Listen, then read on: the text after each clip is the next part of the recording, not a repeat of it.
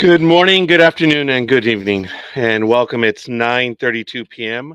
I apologize for the late start, and I've been traveling. Well, not traveling. I've been driving quite a bit, and it was taking me a while to get here. So, um, yeah, it's a wonderful Saturday night with the neighbors.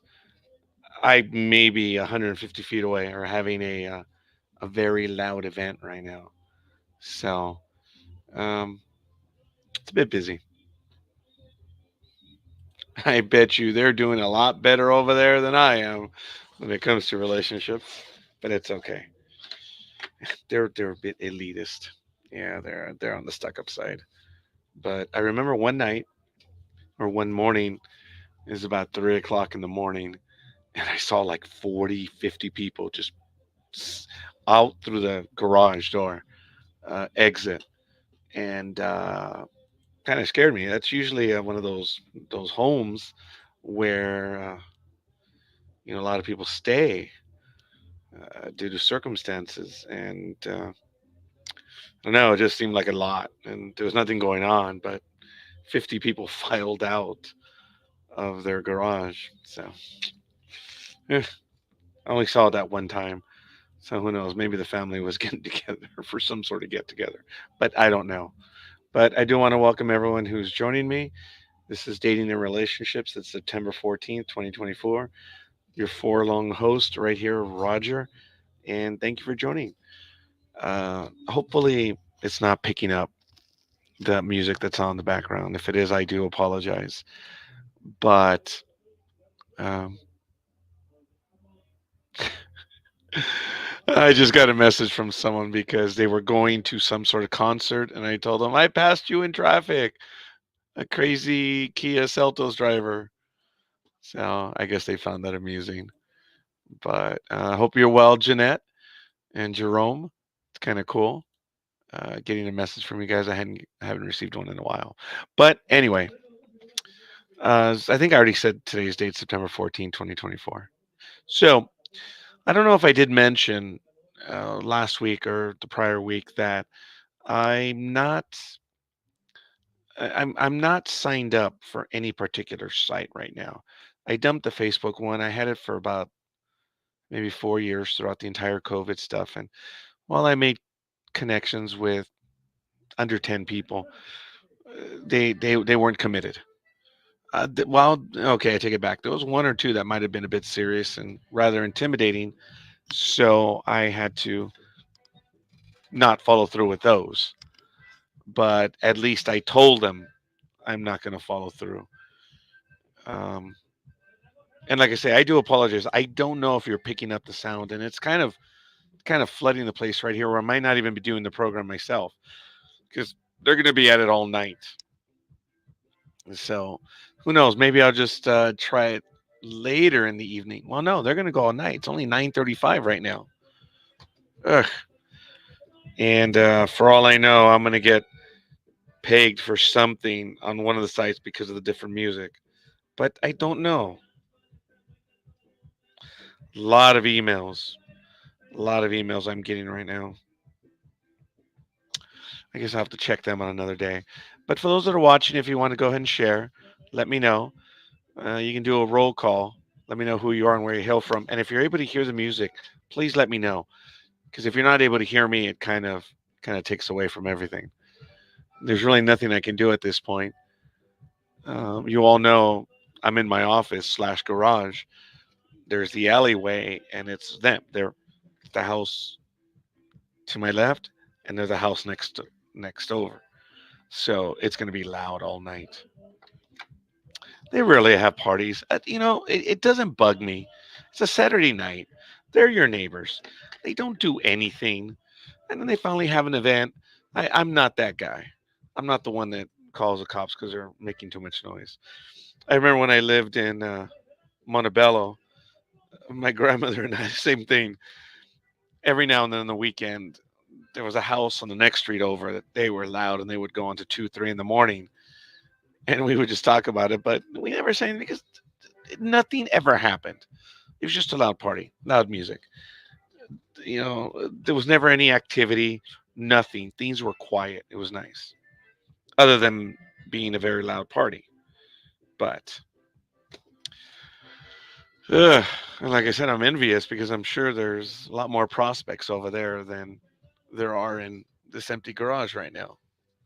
So football season is going on, which is kind of cool, kind of neat, and baseball season's coming to an end, and fall is here, and we get the big old holidays.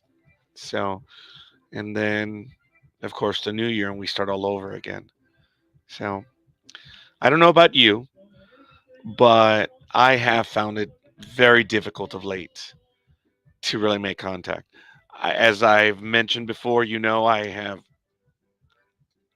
what does what's her face say? The manager for Jay Leno in that HBO movie, The Late Shift, I believe it is, and they're talking about when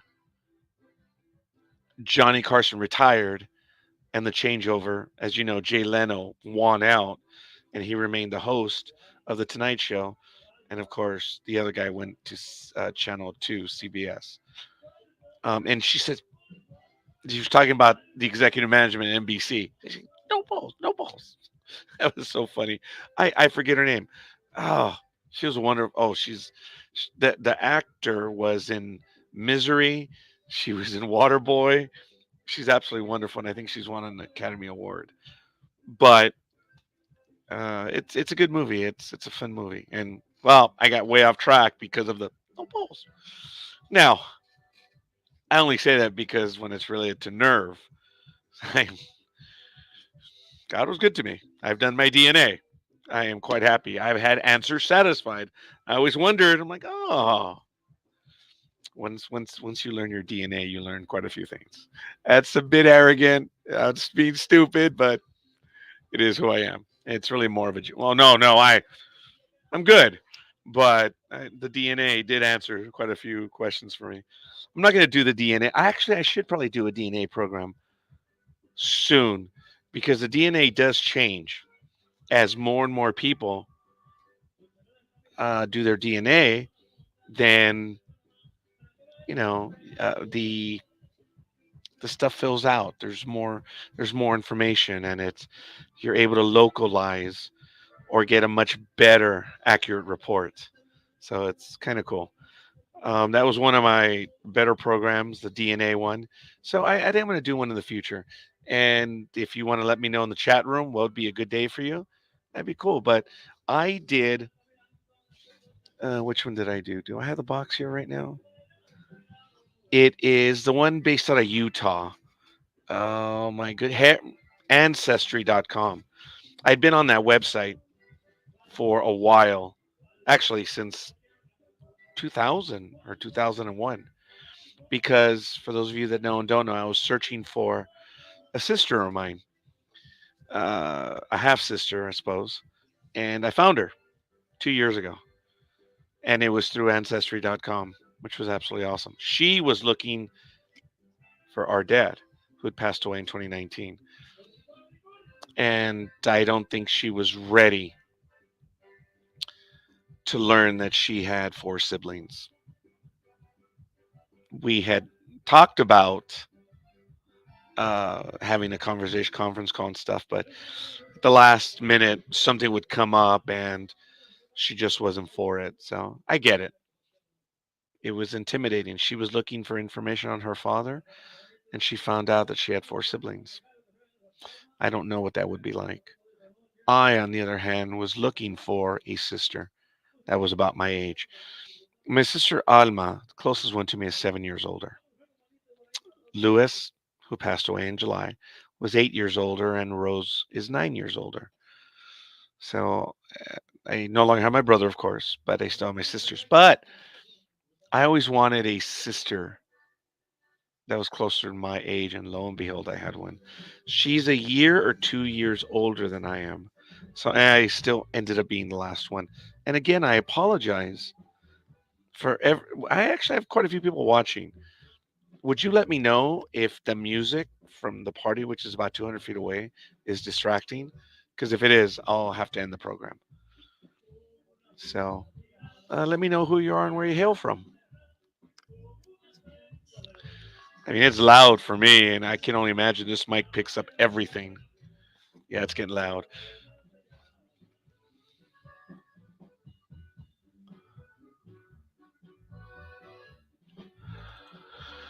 Wow, Rosa, thank you. Oh, you don't hear the music? Oh, good, because it's like it's right here. I'm not kidding. They're 200 feet away. And it's loud, but thank you. My friend found a sister who came from an affair through DNA. Her mom finally admitted the affair. In this case, it was, as I mentioned, my father, and he passed away in 2019. And for the 18 years prior to his passing, we were estranged. He, of course, divorced my mother, and my mother is still alive, but my mother doesn't recognize me anymore. So it's very difficult having to deal with that. But he, I was driving for Uber and Lyft in the San Fernando Valley, and I remember that night, Saturday night, because I used to only drive one night a week because it was profitable to drive for Uber and Lyft before COVID. And I was, I got that feeling that you get, and it was from a Kaiser Permanente facility. And it was like, that was strange. Well, that week I found out my father was there. He was there over the weekend, and he had prostate cancer, and I guess it had gotten so far that his time was pretty much done. And I think he passed away within 10 days of that. But that was in 2019 on July 8th. And then, of course, as you know, my brother passed away on July 7th this year. So I'm like, July 6th? If and when no, when I, not wanting to be morbid. But anyway, I'll get back to that. Someday I'll find a good woman. Right now, I just have concepts of a plan. You demand, you demand lethal migraine. Forgive me a moment. I have to take a sip of my water right now before my voice goes. I drove to LAX earlier. I just got home. I left the house at about 5:15. So I was going to pick up a coworker, um, which I mentioned on my sports program, and she was on the Chicago team of the Rollerbladers. The LA Thunderbirds were in LA. I forget the name of her team in Chicago, but she played over there, and it's kind of cool. So she was arriving from Wisconsin, and it was miserable to get to LAX. It took like an hour and a half just to get there. And I got the call closer to 8 o'clock. Picked her up around 8:30, and dropped her off. And I got back to the house at about 9:20, and I programmed this. So, but anyway, um, the whole thing with my half sister is that when I contacted her, or she contacted me because I gave her my contact number, I told her I'd been looking for her my entire life. And she explained to me that she didn't know. Her mother never told her anything. She didn't know that she had siblings, and I think that was overwhelming her. She was looking for any information that she might find regarding our father. And knowing ancestry.com as I do, I was busy during um, doing something in March. I think this was 2022 or 2023. And we I saw the hit, and by the percentages I could tell it was either parental or sibling. And but I was busy, so I eventually got around to it, and I forget if they reached out to me or I reached out to them. But I started speaking to her by email, then text, and I spoke to her on the phone.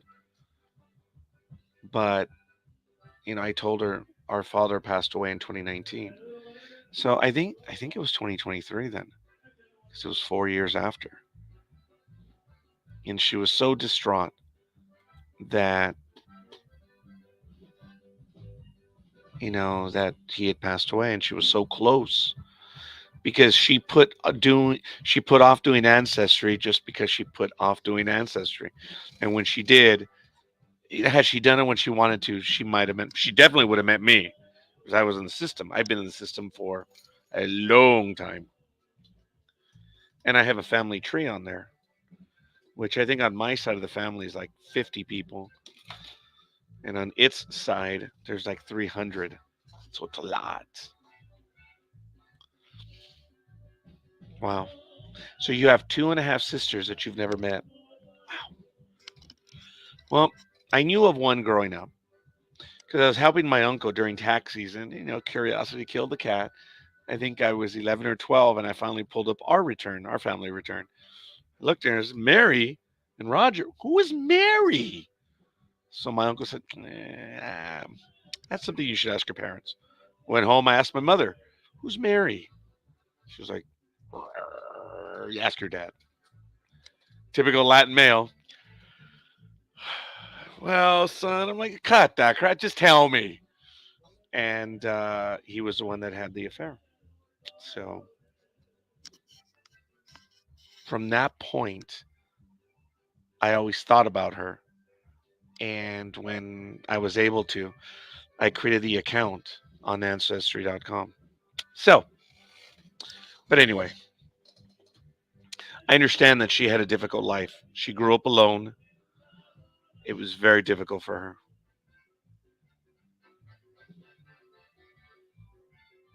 And I think she was overwhelmed by the whole thing of making contact. So I imagine one day she may want to meet us, or maybe not, since she found out that Ignacio passed away. That was our father. Maybe she doesn't want to meet. I don't know. But I did meet her.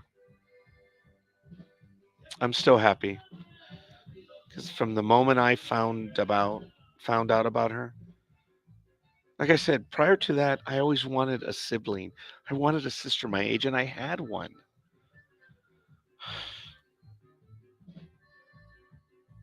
So, way off topic on that. I apologize, but I will be doing a program on that soon, probably in October. I'm going to update that. Hi, Odyssey Extreme. Thanks for joining us. So, I sidetracked on Ancestry. So, if this is dating relationships and I'm talking about Ancestry.com, you're probably wondering, is he from West Virginia or Mississippi? No. But I was, like I said, just sidetracked with that one. Don't mess with cats. Taylor Swift will get angry, and when she gets angry, political careers die. Well, I have three cats. So actually, one is feral, but she spends a lot of time. Is she here right now? Her name is Cinnamon. The neighbors named her, but she spends a lot of time with me in the office. But no, she's not here right now. So, but if you guys want to share some of your stories, you're more than welcome to join me live. I'm going to put the link right now. You need access to a microphone so your phone will work. You don't have to show your face if you don't want to. That's okay. If you're shy, that's all right. But if you'd like, there is the link, and it's only valid for this program while we're live. So if you want to join, you're more than welcome. If you're at your computer, just when you try to log in, you say no video, but make sure to test the microphone and that stuff to make sure it works. You can do it on your phone as well, and again, choose the option that says no camera. So I've bored some of the people with what some of the stories that I've had over the last, or adventures, I guess, and they're far from adventures. They're the experiences in trying to get um, a hold of someone. There was worry for a while that something might have happened because my uncle, and let me interrupt. I'll start that story again. Good evening, Big Dog. How are you? Hola, Kimosabi, ¿cómo estás? I'm all right, buddy. I'm all right. I'm not in the neighborhood, but I have to ask you a question. Are you able to hear the music in the background? Because everyone in the chat room says no. I can't hear anything. That's good. All I hear is your wonderful voice.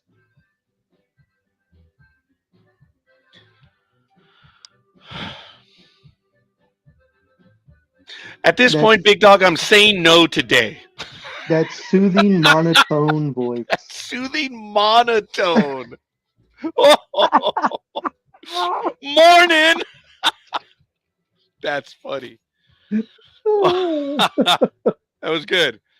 I didn't see your post on the website of the reminder, but I've been talking for a little bit, and I'd mentioned that I want to go pick up a coworker at LAX today, and Oh, so when I was on my way, it called, you know, Elway 7 and Lukey's, and I said, "Hey, what the hell's going on, man? I'm not going to chase after you people. You're adults." Oh, well, yeah, well, this is the second week. This is the second week. And you guys were all chattering. Oh, we're in and all this. well, LA7 did post about 2 hours ago, but I did have yet to get anything from Lukey's.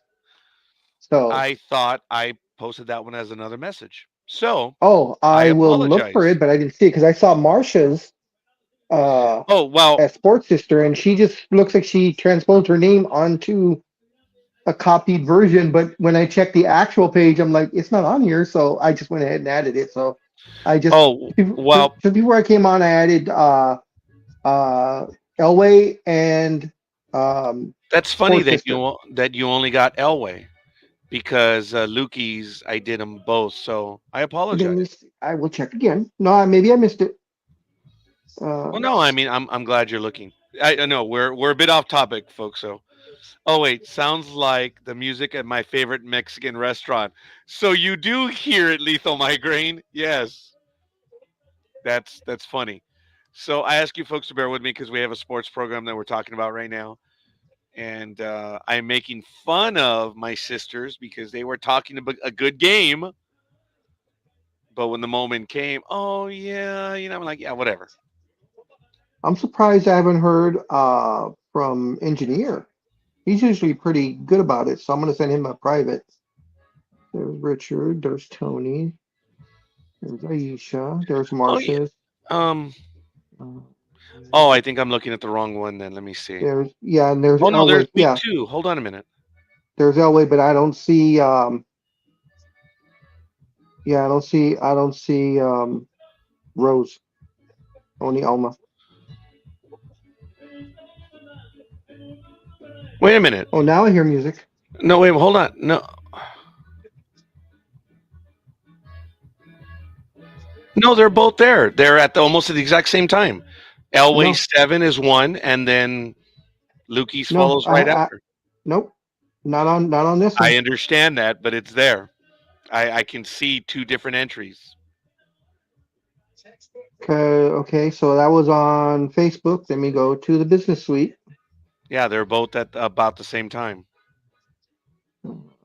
See, there's the That's business interesting. suite. So, anyway, folks, let me see. Hopefully, the music isn't distracting. I'm upset that due to my no gray area lifestyle, I can no There longer she is. afford That's to weird. gym. Who the orange orangutan thinks is a woman? Ooh, yeah, he's not that smart though. Well, it's there, so I'm glad that that's all that Yeah, matters. I'll put it in. So, um, I was talking about the fact that you know I think my half sister was intimidated by all that stuff. So I'm gonna reach out again to her early next year and see. But now one of her siblings passed away, so I don't know. And I remember talking to him, Lewis, when I knew about Mary, and I asked him, "Do you want to meet her?" He surprised me. He was a little like, "Yeah, I guess we'll see." Wow. I I've studied relationships, folks, and I first learned about relationships through, of all things, cultural geography. Because you have the first one is physical geography, and then the next class is cultural geography. And when I took that one in school, I learned about relationships with people, migration patterns, where they live, why, and all that stuff. And that's where I started learning about the social aspect of it and learning about people. how we connect, how we disconnect. And it was fascinating to me on those unique situations. And I knew that some people don't want to know. And it's still like, but it's your family. But I found out later in psychology that it's all about where the person is in their life. I said, I don't understand. And it was the person controls their universe. They're satisfied or confident where they are. And if there's someone else that could affect that dynamic, they don't like that. Like it could be the youngest. They're not the youngest anymore. That throws them, and that's intimidating to them that they don't like that and they don't want to make contact with that person. That's crazy. This is your blood and you don't want to meet them. And that's the way I take it. I don't know, Big Dog, if you ever had that situation, but I do want to give a shout out to Sonia Robles. Thank you for the like. Um, I'm actually going to tell you something I probably do not know. that no one actually no one knows. I have a half brother out there somewhere, and I have no desire to meet him. From your father's side or your mother's side? My asshole side, yes. Okay. I'm sorry.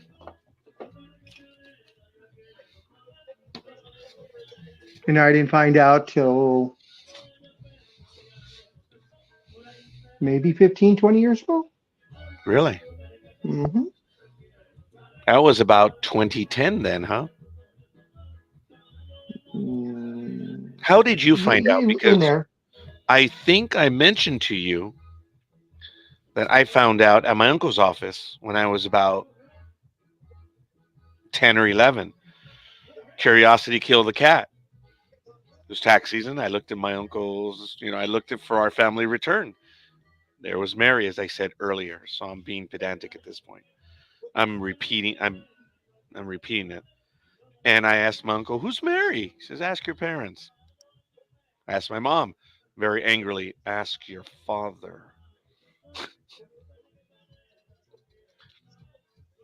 So,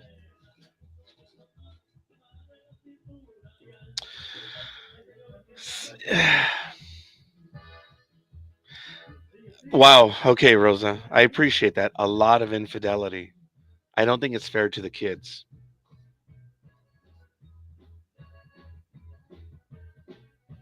Now, Rosa, I do never. Oh, you, Big Dog. I'm no, sorry. go Go ahead. ahead. No, go No, ahead. you go Go ahead. ahead.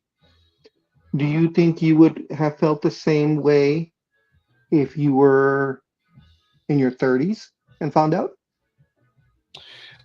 You missed what I said earlier in that I, from a very young age, was looking for a sibling my age, and I was on Ancestry.com as of 2001, Peter, or 2000, Okay, looking for. that's fine, but it answer the question though. You haven't answered. I mean, I've been looking for her my entire life. I thought I did. Okay, but like I said, if you didn't know she existed till you were about 30, do you think you'd still feel the same way? I don't know because I longed for a sister even before I found out I had one. Actually, I longed for a sibling that was my age. And look, my brother and sisters were not mean to me growing up. Yes, there was tension because I was the youngest, but they never, other than normal siblings. What is the age gap between you and your Alma siblings? 7, Lewis, who passed away, 8, and Rose 9. So I Years wasn't even years apart from close you? to being in the same school. I'm sorry? Years apart from you? Is that what you're saying? Yes, 7 years, 8 years, and 9 years? yes. Okay. So I just remember from a very young age, I wanted someone my age. So I I can't tell you, Peter, because I just know that I was always looking for. And I knew I had one as of about 11. So that's the best I could tell you. My life matched. I can't, it's not that I don't want to play that game as we've talked on Sports Talk with the guys. It's not even that. It's just I don't know. I can't tell you. Now, Rosa says, you said your half sister had a hard life. Did these fathers support the kids? I don't believe so. But I don't know the whole story, and I can't ask my mother anymore. And my siblings don't want to hear any of it. As a matter of fact, when I speak of my grandmother on my father's side, my older sister loses her mind when I tell her, I really don't know who my grandmother was. She goes, she was your grandmother. No shit. But I never spoke to her. She never spoke to me. I'd visit where she lived with my uncle, and there was nothing. And my older sister gets mad at me, almost like, you're lying. You're wrong. But that's every conversation I have with her anyway. But anyway, um, she's resentful because she had a wonderful relationship with her, as did my brother and sisters. I never did with my grandmother on my father's side. So when she passed away, I think in 2005, and my sister Rose called me to let me know about that. She says, okay, well, I'll keep you up to date. If you want. I could hear the confusion. You mean you don't want to know? Well, if you feel that you want to let me know, go ahead. But no, she's passed. She's gone. And she couldn't process it. I'm like, well, I'm telling you why. I I was four, 35, 36 when she passed away.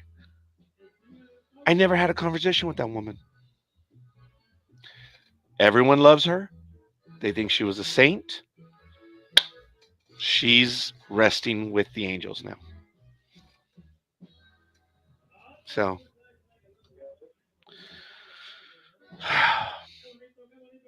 Lethal Migraine says that I've had a hard life as well. I'm from LA and pretends to be a Yankee fan. I guess I have. And that's because of my father was a Yankee fan. So, I am going to reach out again to her early next year. And she was talking to me. And I think I may have mentioned this before you came in, Big Dog, that I emailed, then texted, and spoke to her on the phone several times.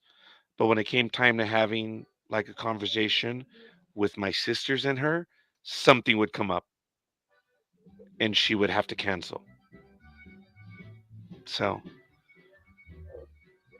I think at the very end, she was just intimidated and didn't know she had siblings and she didn't know how to process it at the time. Maybe she doesn't want to meet us. She's met me, uh, well, via voice, text, and email. She sent me a picture of her family, of herself, and, wow, I have that. And I sent her a picture of the four of us as well, you know, it and my two daughters. So,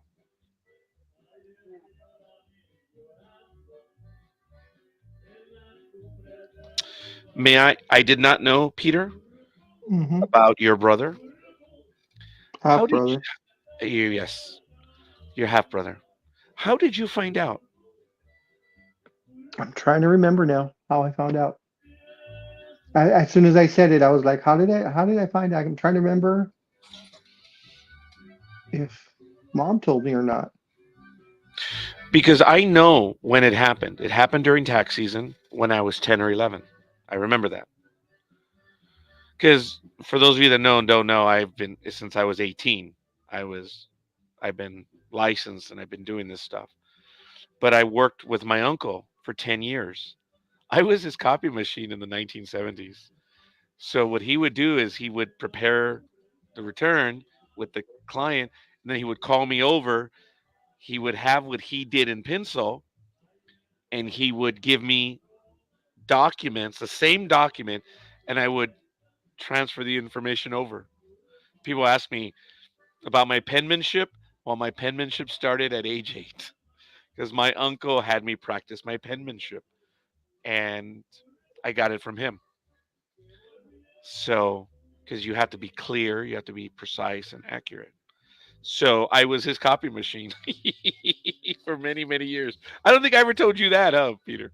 No, you didn't. Yeah, but I worked with him and I worked for him since I was 8 up until about 17. Lethal Migraine says I never cheated and you couldn't convince me to get married. I play nice in a relationship. I do believe you. The very few relationships I had, as you know, I don't think Peter knows of this. Oh my God, this might be the nights of first. I had crushes on girls all the time, but I was still stupid and naive, as I've been accused of still being stupid and naive. But um, I think my first real love was my first grade teacher, and then That after doesn't that, count. I'm sorry. That doesn't count. Well, it began there, and then somewhere in the middle school years, I had a crush on a young lady, Kathy. She's very cute, very very cute. So no, but the boys were always chasing her. So and she was very nice. She was a neighbor that lived down the street, about a mile, but we knew each other and we had a lot of classes together. But no, she no, and she found out like near the 7th or 8th grade that I had a crush on her, but nothing ever happened. But in the 7th grade, there was this young lady by the name of Michelle that I was her boyfriend. She would hold on to me. She was a rocker chick. It was so funny. Michelle Jimenez. She was I don't know how it happened. And I'll get back to the story right now. So Rose is asking, how about you two hosts? Were you faithful to your wives? I don't know if Peter wants to answer that, but I will tell you this, that yes, I was faithful to my wife, but you weren't here for some of the other episodes, that I had emotional relationships. I could have emotional relationship with the cashier at a restaurant if she was nice to me. By the time the transaction was over, I'd already lived a life with that woman just because she was nice. But I did have, and I think I talked about it last week where I was talking about the work wife. I have had numerous work wives. I think I've had up to 10 in about 32 years. Yeah, I did talk about that and I directed everyone to my blog on it because USA Today had done an article on work wives. So emotionally, I think I cheated on her every day of the week. And when Star Trek was on, twice. But oh, okay. It's interesting, Rosa. You did hear that one, yes. Most would count that as cheating. Well, I can't say because the relationships that I had with my coworkers were having a spouse at work, non-physical. I never ever with any of them, and I even said that in that episode. But it's the person that you got along with the most. I mentioned the 21-year-old that wanted me to leave my wife. I didn't. I don't regret it. Well, no, actually, I take it back. I do regret it now, knowing that my relationship with my wife is over. You know, 31 years, it's over. So in some ways, I do regret it, but you know what? No, I stayed faithful. So I, Rosa, I don't know what to tell you. Most would count that as cheating. Okay. I know I had emotional relationships with a lot of people. So physically, I did not. Mentally, oh yeah. Why do you feel the need to have so many work wives over the years? I work with guys and no one was there like a work wife or a husband, right? Um, I didn't look for it, Rosa. They just happened. I I get close to people. Um, it just happened. And I never considered them a work wife until I read the article in USA Today. And I was like, wow. And maybe I wasn't clear when I talked about it. So when I read, you know what, I wasn't clear on it. But when I read the article, I was like, oh my God, have I had a work wife? And I'm like, yeah, I think I have. And I went down the litany, and I think over the years I had about 10. One of them 3 times as she moved in and out of the department. But um, I just form strong bonds with people. So it just happens that, but I've had that with, a lot of coworkers because they're not my friends. I don't have friends. I have familial relationships, I suppose. But I don't know, Peter, I if you have wanted never to answer slept that with one. anyone while I was married.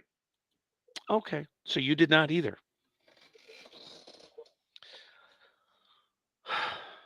You know, when the relationship for me ended in October of 2019, it was at that point where okay, it was genuinely over, and then COVID hit, and I was stuck indoors, and I did go out with my old high school flame, but again, that was it. I went out. I went to dinner with her a few times. And then as restrictions loosened up, I went to go see a few movies. Yes, I was very stupid. I talked about the fact that I went to go see a movie that had been in the theater for 3 months. And when she chose the movie and we went to the theater was empty. Yeah, don't get me started on that one. That's how stupid I am. Yeah. So why do I feel that I need? I didn't feel that I needed. They happened. So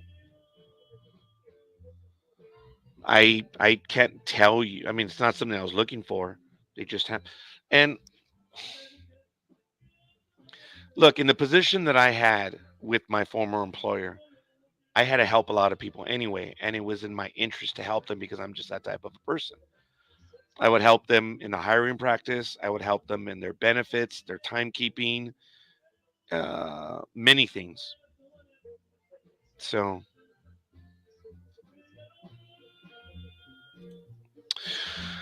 I read in a book that if you value a marriage, you should do everything to protect it, which means not having close relationships with the opposite sex. I did not read that book. I disagree with that because you can have a close relationship with the opposite sex and have it not be sexual at all. There are a couple of people I work with, or I used to work with in my former job at Rite Aid. I'm not, I don't mind calling them out. Um, when I was a merchandiser, and there was a couple, as far as the merchandising went, our core group of about 16 or 18 people, I would say 80% of them were girls, females, Oh, and there's some that you just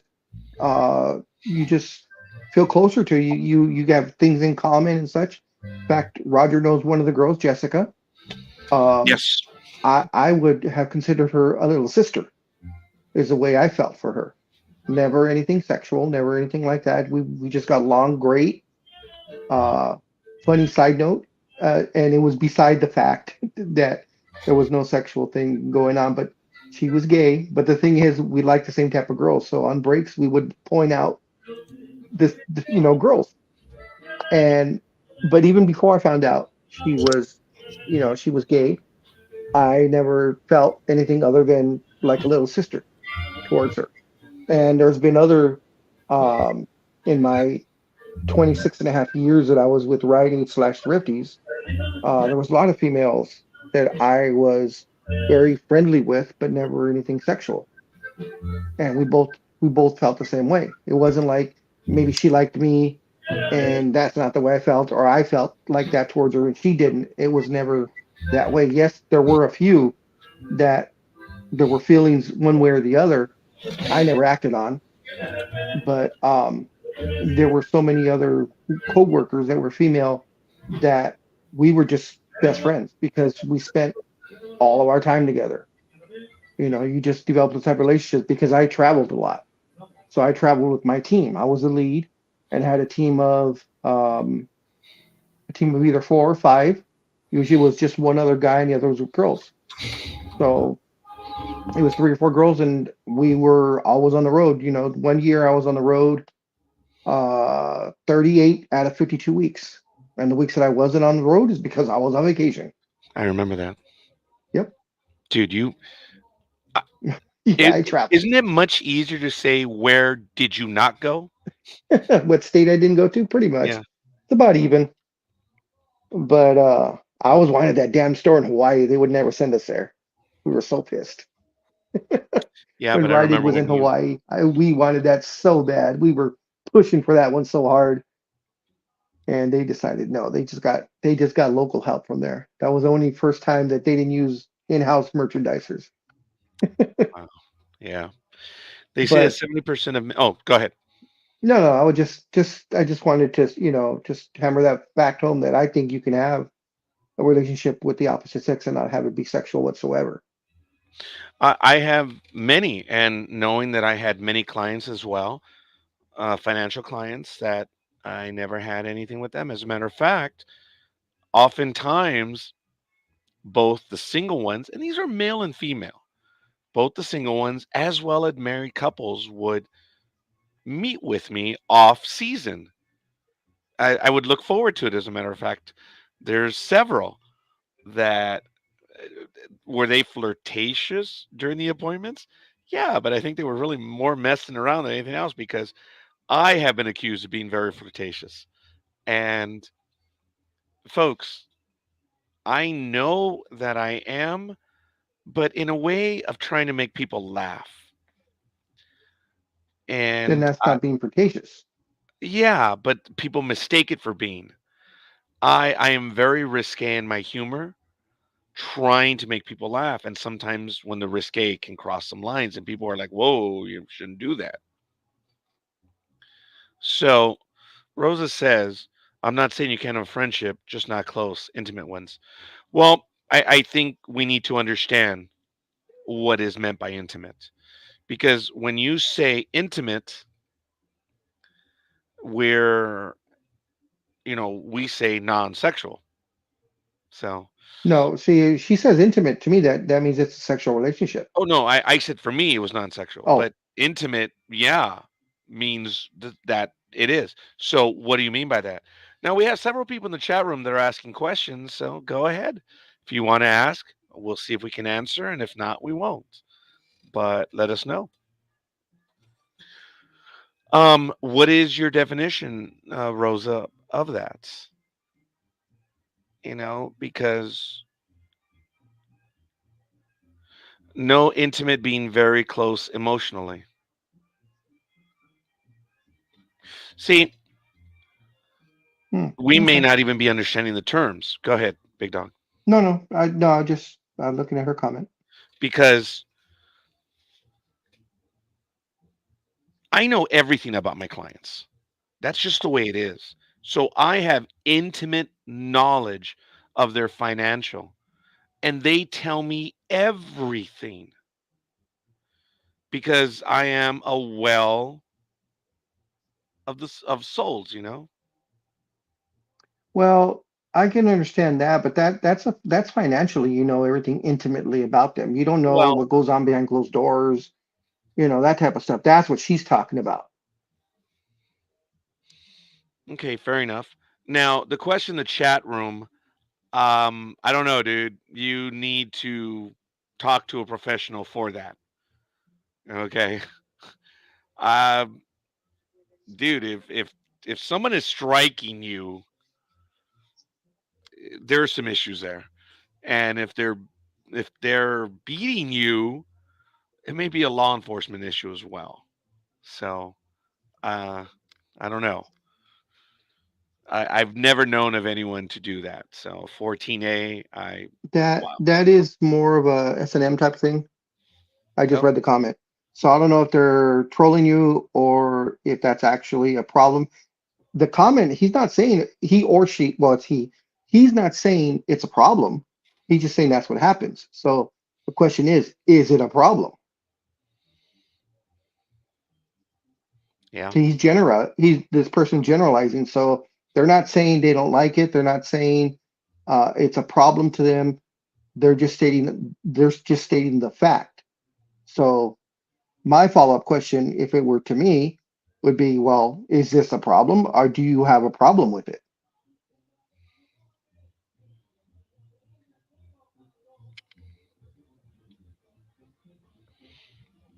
And we'll wait to see if there's a follow up on that.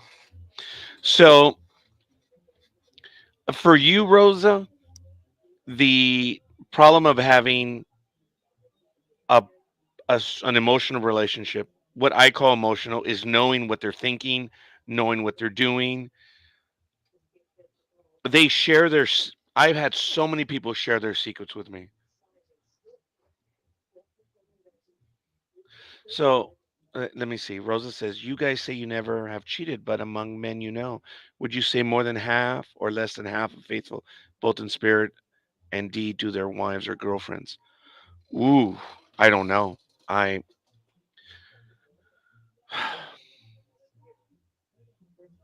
of the ones that admitted stuff to me and of relationships that I know that ended, oh, it's a very low percentage for me. Um, Um, of yeah, of people in my universe knowing, yeah. well, see, physically cheated, it's probably less than half of my friends or people that I know, but she said in spirit. So that's in your mind. If that's the case, it goes up to like 80 or 90% because you yourself that you said you never cheated on her physically, but mentally you said a million times. Every day of the week So, and twice on okay, Sunday. okay, so her question then, which is it? If it's in spirit, yeah, also and physically, then yeah, it's almost 100%. Because everybody, I don't care who you are, how much you love your significant other, everyone always thinks of something. So that is in spirit. That's what she's saying. Have you ever been faithful both in Oh, oh, spirit? okay, but right there says you guys say, but among men we know.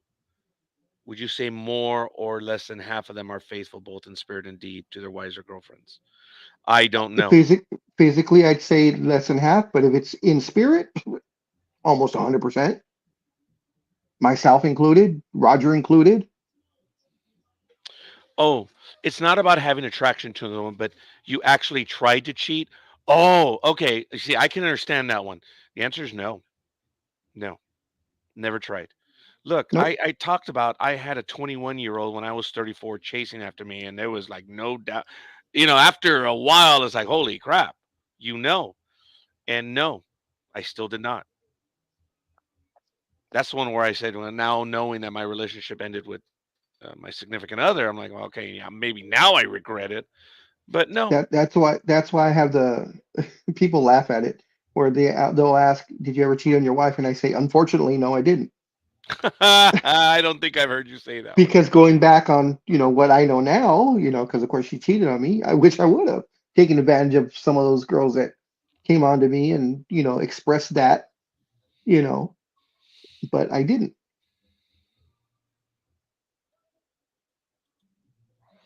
Not just you, but some men can't cheat because they're not attractive enough, but they would if they could.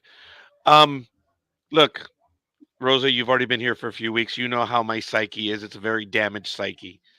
But I could say I've had the opportunity. All I had to do was pull the proverbial trigger, and I chose not to.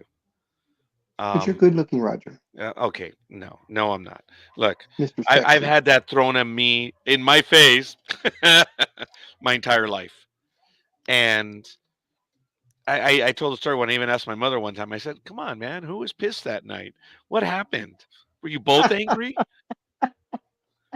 And my mother's, "Oh, I'm sorry, Mijo." Like, so when your own mama tells you, it's like that just never goes away. Just never See, goes but away. Rod, you were never hit with the fugly stick, so I don't know. So if it were magnetic, I think I was attracted to it. So that's why I don't. And a lot of people have told me that I should get rid of my beard, and for me, it's a protective mechanism because I used to shave more often.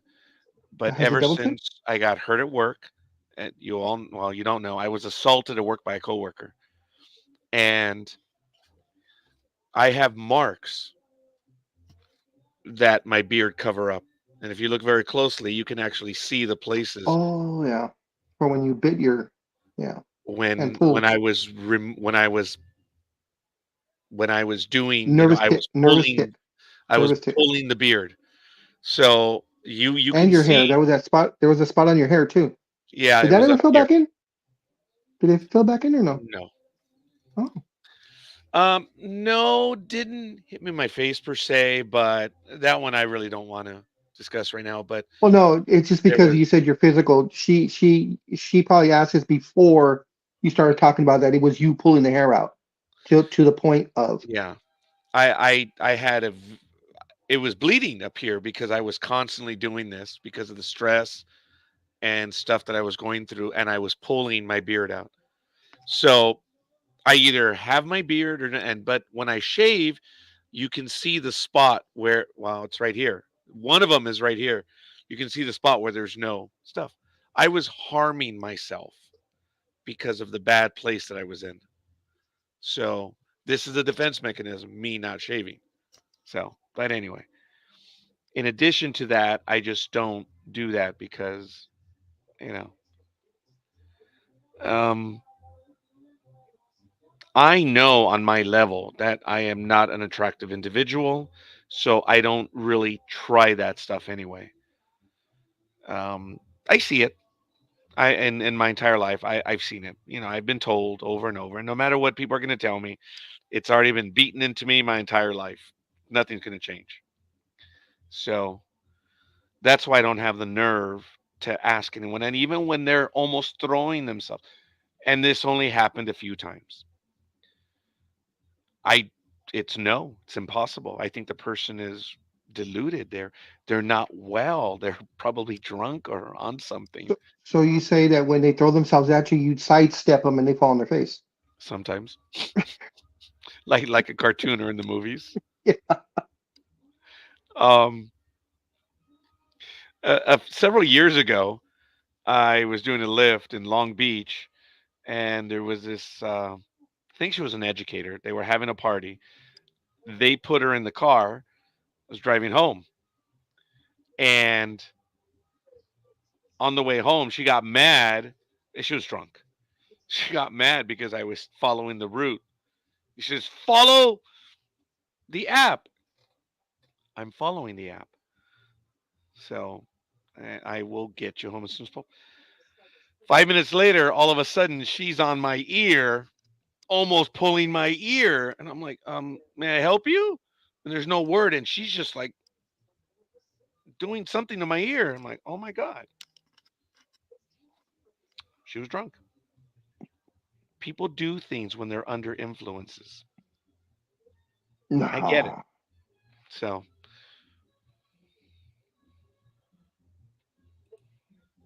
you can value yourself for things other than looks. A lot of sexy men are not traditionally attractive. I believe you. Look at a lot of rock stars, not handsome, but their confidence and talent make them desirable. Yes, because they can sing. So said Eddie Murphy. Eddie Murphy, you could be the ugliest mother effer, and as long as you can sing. So I was not blessed with such talent. I wasn't even blessed with the shower voice. I mean, my cats run when they hear the shower voice. So I won't ask why you have cats in the shower, but okay. they're not in the shower, but they're around there. Yes, Rosa. So I, it's all about the confidence, and it's just not there with me.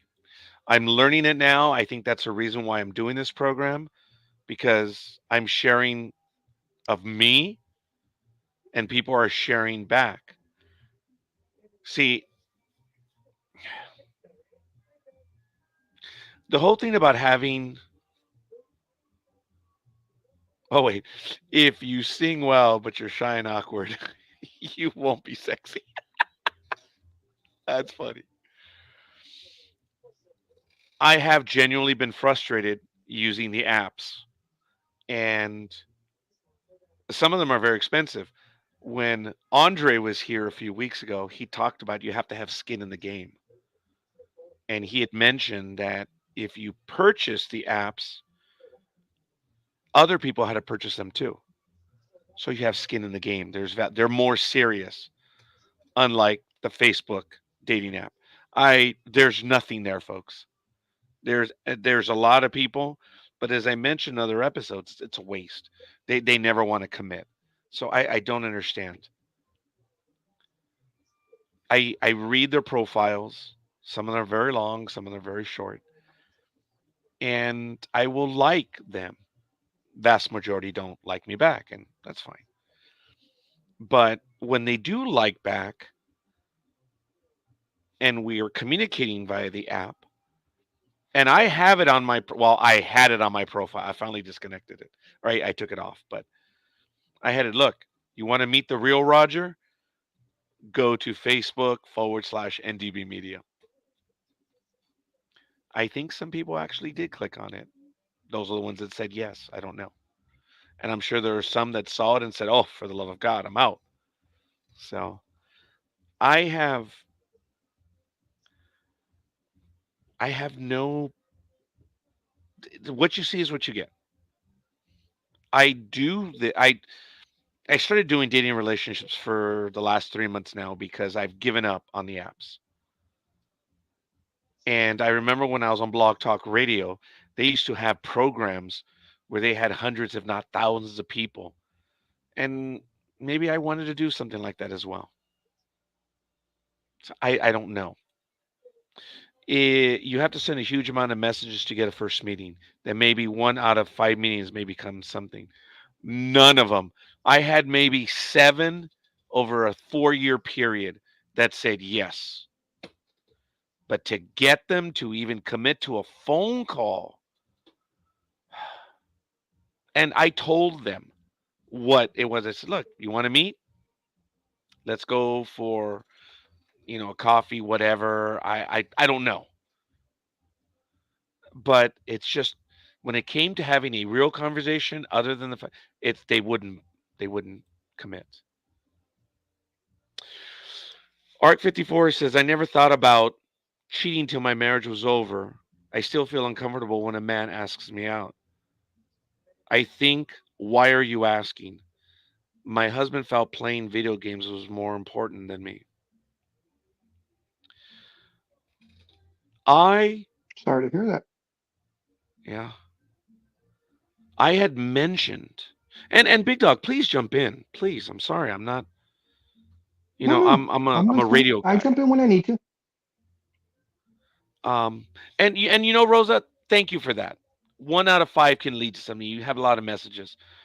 I, that's good to know. I didn't know that over the last 4 years, but I have to tell you, I believe I passed more than lots of messages. But be that as it may, I am off the apps because I've just given up on those apps. But I have not invested in one of the ones where you pay yet. So, but for Arc 54, I've had similar moments. Look, when I said the 21-year-old was, and she wasn't the only one. Now, going back to that arc, I said, I don't know if I could consider her a wife per se, but when I looked back, there were 10 that I could consider a work wife. And I remember I said, now there are some that have special classifications, so I don't know if they would qualify as a work wife. She did, a much younger work wife. Let me tell you, man. Um, yes, online dating is very hard. You have to deal with a lot of rejection. I gave up too. So Rosa, we're on the same page then. So what do we do? I I am here doing this program because I want to go out. I've gone to restaurants. I don't really go to bars, but I understand, Big Dog, that's the place to go. Is it the bars? Um, I think in our younger days, if we were younger now, I would say yes. But for for a couple of 50-year-olds, I'm not sure anymore. Because I mean, bars are now predominantly, 20 to 30, unless that's what you're looking for. I do admit I am not looking for someone that is my age, flat out. I'm looking for someone a tad younger. Being that I'm 55, I think I would like them to be just under 50. I am not What is your threshold limit age wise? my threshold. You mean like where Yeah, they can come in? yeah, the youngest that you would date.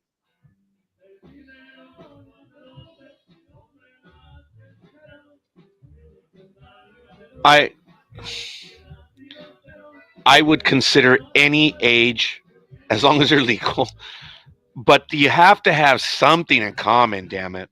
You have to. Um, Well, I'm not talking. I mean I'm open. for a Seriously. relationship, for a Yeah. relationship. Oh, So that's what I mean. I'm I not don't think saying I could just handle. I don't think I could handle a 20-year-old because I would bore them. And a 20-year-old compared to a 50-year-old, you know, I'm not that stupid. Um, Rosa, I used to do that, the volunteering. I haven't done that anymore, and maybe I will. But okay. Um, Aisha says, "Thank you, Aisha, for joining us. Cheating on partner can be double-edged sword, but if you're being cheated on, then it seems a natural reaction." Well, I've never said, and I really don't want to throw her under the bus, but I'm going to say that I know there was someone. This was a conversation that I had with her. Now understand it. It was in Spanish. How stupid do you think I am? I see the phone bill. It cost me $9.99 on the internet to have the number traced. I know his name. I know where he lives. So it's only $9.99 on the internet, folks. That's it. You can get everything. Sad but true. that is true. 999. So I am looking. There's no doubt I am looking, but I think it's half-hearted right now only because I'm going through a few physical things at the moment. But I'm doing this program. I'm doing this program that maybe we can learn from each other. That's why I'm doing this. For those of you that are younger, the best thing I can tell you is don't hesitate. As my baseball coach said, he who hesitates is lost. And that was generally talking about the base running. So I would Well, I tell mean, kind of the the same kid, thing. You want to get to first base to hopefully get to second base, hopefully to get to third base. you see, now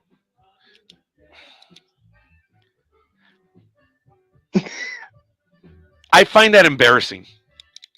Why? Having that conversation with someone, even on the knowing that I've put everything out there, talking about getting to first base or something. For me, it's like, no, I, I don't want to talk about that. I think that's embarrassing. And when Okay. I am on a dating app It Well, you're says not that saying you're I'm not open saying for a friendship as well. See, that's what okay, I'm looking for. But go ahead. I'm sorry, but you're Peter. not. You're not. You're looking for a relationship. You're not looking for a friendship. You have enough friends. You're looking for a relationship. I have no friends. Yeah, I Um, know. Whatever. You have um, familial relations or whatever you want to call it. I have brothers and sisters, But to and make I it have simplistic for us, comrades. to make it simplistic for us, morons out here, um, you're not looking. Yes, it's okay to put that in there, but you're not looking for that. You are looking for a relationship. You Um, have enough friends. You have enough female friends. You have a lot of female friends, or whatever you want to call them. For the sake of this yes, episode, we're calling them friends. You have tons of friends out there. So I believe long term, if if they're minimal and they're interested and I'm interested, yes. But I am looking to actually going on dates with people. As my profile used to say, would you like to meet up for a cup of coffee? Would you like to do lunch? I Whatever. have, I just let me know. I You have a want to go question. for a walk? Yes, go ahead. Have you ever tried speed dating? No, Have you ever thought about it? Because that would no. be an interesting way to sit actually, and you're actually in front of the person, for whatever the time limit is, 2 minutes, 3 minutes, 90 seconds, whatever it is, to see how many you can connect to. I mean, that would be an interesting way because then you are getting them in front of you. They can see you, you can see them, and you come across how you come across. You come across as Raj or scorekeeper or Palpatine or El Presidente or the tax Age can man, whoever be you want to be. just a number, but as you said, unless you and the person have an attraction for or have something in common, it's doomed to failure. Yeah. See, I know that a dating app for many people, I you see, and I've heard about this delusional 3 date rule. Some people say it's two, some say it wouldn't even be one. And they're talking about what you would call hooking up or whatever. Oh my God, I am not. Look, I talked about that one lady. Um, her name was Samantha. Oh my God. When she expressed interest, and this was an older lady, she was maybe in her late 30s, maybe early 40s, clearly expressed a lot of interest. That's not older. Well, older than 21. So, um, I have her card right here still. That's funny. But I said, great. Um, where do you want to meet? And she's like, no, no, I'm interested in you sexually. I'm like, okay, but don't you want to? No, There's a lot but of people don't out you there want that to? that No. there's a lot of people out there that are just hit it for the one night stand. They don't want a relationship. They just need the sexual release, and they find you attractive enough to offer that to you, knowing that there are no further strings attached. In the last 4 years, that's happened twice, and that's alien to me. I believe that in this whole idea of relationships, there are rules, and I would want to know who they are first. And if people are interested in a one night, I'm not that guy then. Can you imagine that? Can you imagine that, Peter? Yeah, I can. I I genuinely have no interest in such things. I w- I But want to meet the person. what if you take the attitude of, okay, Zero you bullshit. guys are getting along really good, really well, and she says she's only open to the one night stand with no strings, but you guys are getting along very, very well. So why not take the chance of having that one encounter in hoping that you can change her mind for it to be more than just the one night stand? Okay, I'll answer that in a moment. There are people doing that for sure, but imagine how many partners they have and the STD risk. Not appealing. Yes. See, I don't even think about that, but I understand it's out there. I mean, that's how stupid and naive I am. And in these last few weeks that I've been doing this, I guess I realize now I'm able to enunciate it how stupid and naive I am. But I hold this card right here, and I hold it close because for me, someone found me and was willing to risk a relationship. Nothing will come of this ever. Okay. Now on to my question. Could you repeat it? No, God Because of damn the it. music over here. No, seriously. When I was talking about that you guys are getting along well, why not try the one night? Because it's one night to her, but if it goes well enough, Because I'm a coward. maybe it can work into more. Dude, I'm a coward. No, no, I'm just saying, I have you ever? No, no, I'm not saying why don't you. I'm just saying, have you ever thought of it that way, no, taking that perspective? no. I've never genuinely thought of it that way. Okay, well, something to think about now then. When I meet someone, I'm looking to broaden my universe and I'm looking to meet people clearly. So I am Okay, not in a hurry to, as guys talk about amongst themselves. I am not looking to bend the young lady over per se. It's not something that I know, and a lot of okay. people would probably say I'm foolish, dumb, and stupid. I'm like, yes, all of the above. It's I'm Do looking to establish contact with someone.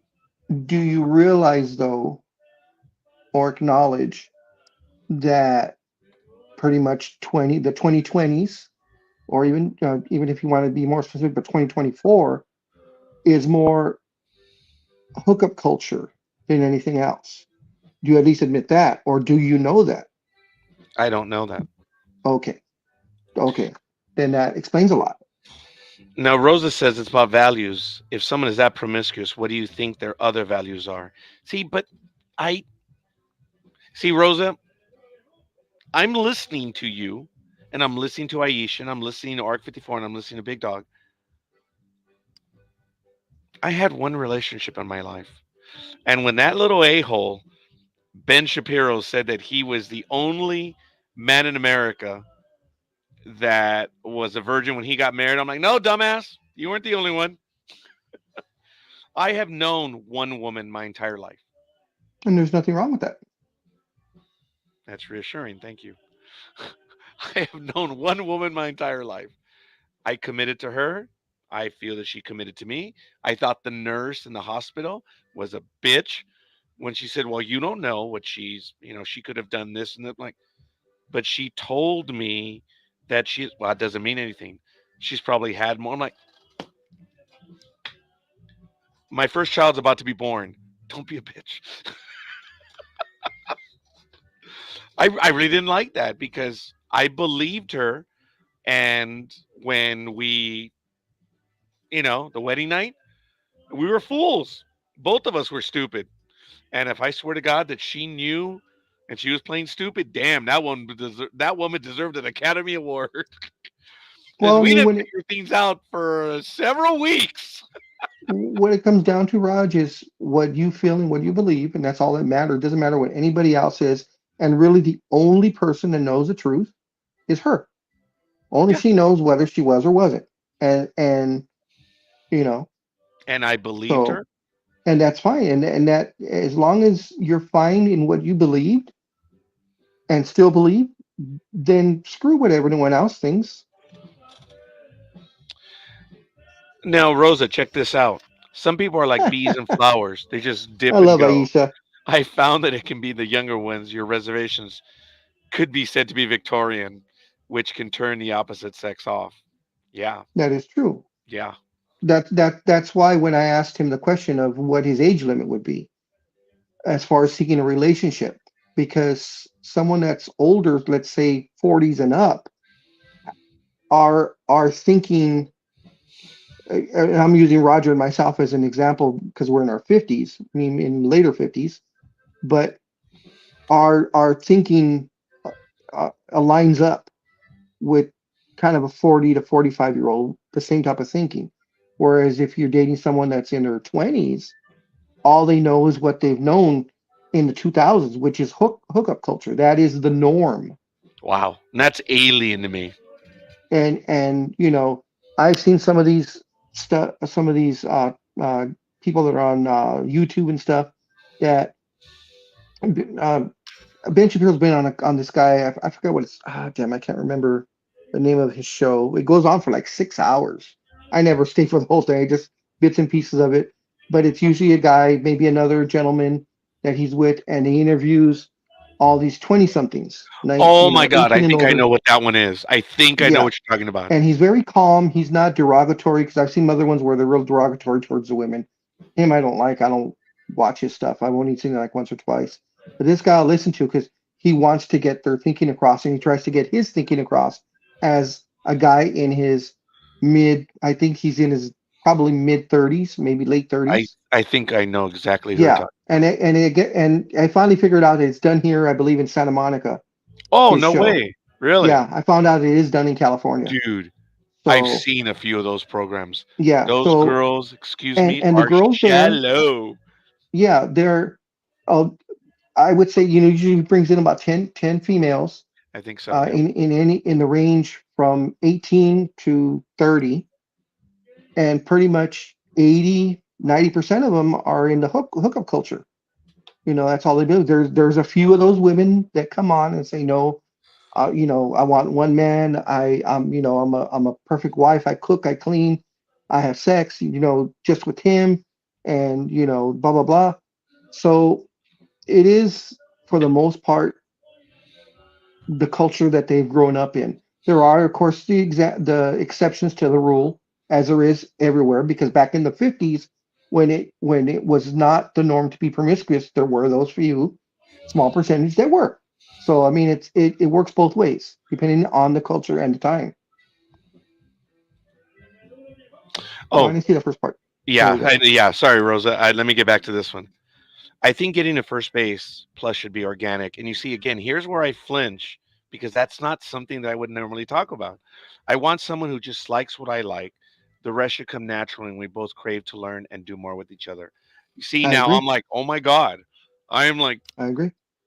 I mean, it is beautiful that, but I'm like, I can't believe I'm having that sort of a conversation. See, I consider that stuff to be intimate, where, and I guess that's why I'm stupid because I don't know any better. But Oh, you're not stupid, Rod. You need to stop saying that. You're naive. There's a difference. some people respect sex because they have morals. Maybe not the norm, but I think promiscuous women are more often left unhappy. I agree. Oh, Because if you're just having sex just to have sex, then what are you, you know, you're not happy in that part of your life. You're just looking for the next hookup. Aisha, not always. Some just want to have someone they can do partnership things with, and the sex comes when it comes on the first or sixth date. Is it really? You mean the sixth date? I know, I know what this program's entitled. I know what the dating apps are, but I have tried to be as straight up as I can that I want to meet the person, but I guess that doesn't work in today's day and age. I'm not thinking, believe it or not, about having a relationship with a physical relationship with that person. I'm not. At your age, Roger, I would humbly suggest you don't date below the age of 40. I think women, although they mature earlier, can also act unwisely below that age. I will admit that I avoid women with graduate degrees because number one, I don't want them older and I don't want them smarter. Forgive me. I'm That's me. Um, if they have a graduate degree, I'm out. I just So if a I don't think female I is could smarter handle than you, that. you would. So if a female is smarter than you wouldn't date her? Really? I said with a graduate degree, I avoid. I don't when I see a graduate degree on the profile, I avoid it. I Why? avoid it because number one, they earn more than I do by a lot, and And they've do, done a lot more than I have by a lot. And I but why does that bother you in a relationship though? So if the woman makes more because than you, and women, and this is where I'm sure wrong, but women when they reach a certain level do not date down. Successful women do not date down. okay, Now, that's just me. And that's why I don't even want to waste time. I don't want to do the click and waste my time. It's kind of like putting a comma after someone's name, expecting to do something, but you're not going to fill it in later. I don't want to hit the comma or put the button knowing screw that there's you, not going to be anything screw you. I thereafter. know that was towards me. Screw you. It's true. Most college educated women want a college educated man. Now, college educated, yes, but graduate, I'm not going to waste my time because they're not going to waste their time. I don't want to insult them. But evidently they are because they're on the dating app. If they were to choose me, I don't know what I would do because I have had educated women that have higher degrees than I do, and I find that intimidating. So, but I've spoken to them and stuff, and guys, I've been out of it for 31 years. I had, as I was talking about Michelle in the seventh grade, she was clinging. I was her boyfriend, but she was not my girlfriend.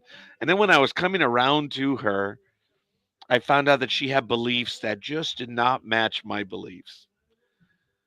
In the 1970s and 80s, it was a big deal to be an Ozzy Osbourne fan, and the heavy metalists, they were all Satan worshippers. I am generalizing, but Yes, mom.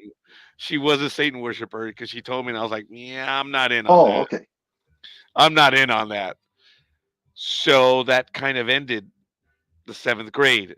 I had a girlfriend, but I it was it because she was I was her boyfriend. I don't know if she was ever my girlfriend, but it's just funny. Her name was Michelle, so I think she was very nice, and I was a wallflower, and she was far from. But it took me months to come around to. I mean, I was in the seventh grade, and we would go out, and she would find me, and she's holding on to me. She's like, "Sit down." Like, I don't want to sit down. I want to go play. I want to go play. I want to go play in the yard. I want to go play softball or beat the ball, whatever, handball, whatever. I wanted to go play. Oh my god! I don't think I've ever told anyone that. That's where I was in the seventh grade, and in the eighth grade, there was someone in PE class who I know she had a crush on me, and I kind of saw her off in the distance. She was very polite, very shy. I had actually grown up with her, and I do forget her name. She's actually in my yearbook. And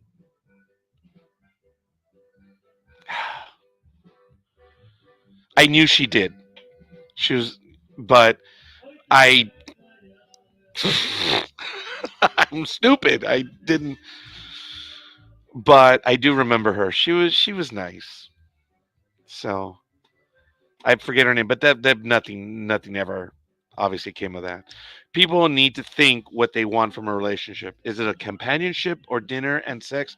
Companionship is difficult to find as a commitment to it is hard, but a relationship based on the dinner and sex type, although good, is usually short. It's good to know. I am looking to meet with people, but my profile isn't up anymore. It says I am open to friendship, I'm open to whatever. But my whole thing was let's talk, let's meet. Like I said, let's go get a cup of coffee. Let's go for a walk. Let's go see a movie. But yes, I found out that implying that you want to go see a movie with someone, yeah, that's first base, right? Or Arc 54. A movie, what is a movie? Is it second base? Third base? What is it? Big dog? What is going to a theater with a potential date to watch a movie? See, I'm going to watch a movie.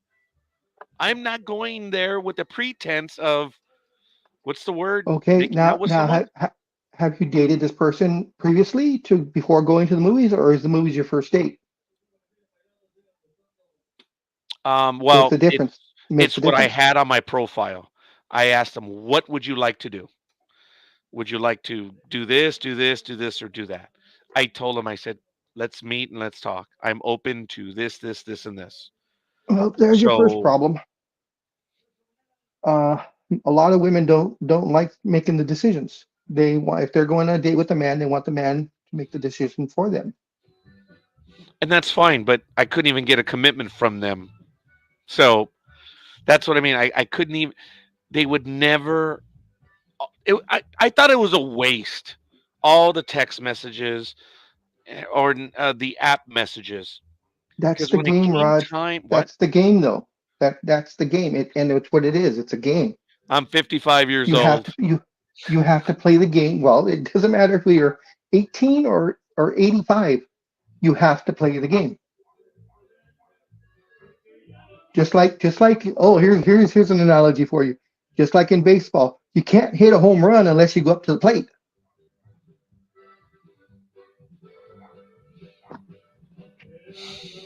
But I am an announced batter.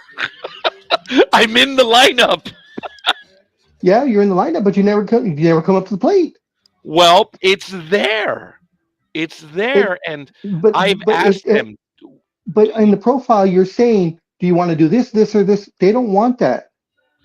okay, but That here's the that's what I'm thing, saying. They they want never say okay yes. So I never because even they have a chance to to plan everything. I understand that. I get that. But it never gets to that point. When I asked them, I said, "When are you available? When this? When?" I could never get a commitment for anything. And these are the ones that went for months. And after a while, I just now gave you up. now you were talking for months or what?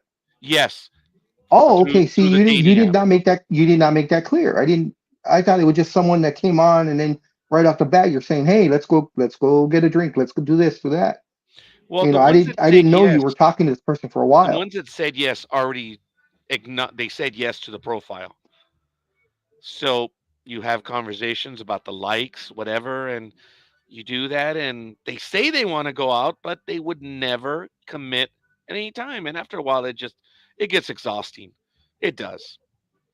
I couldn't even get them to go out. So it's like they said yes, that they're interested, and we're having conversations.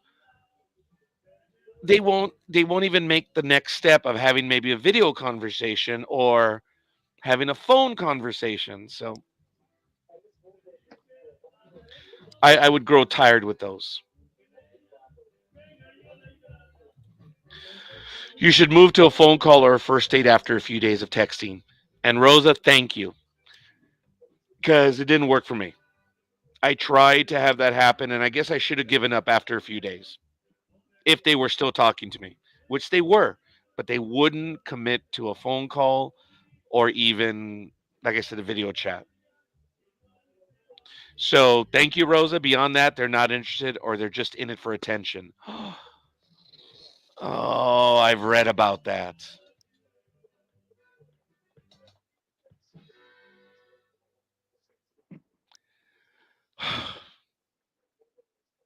I guess all the ones that clicked yes were interested in the attention.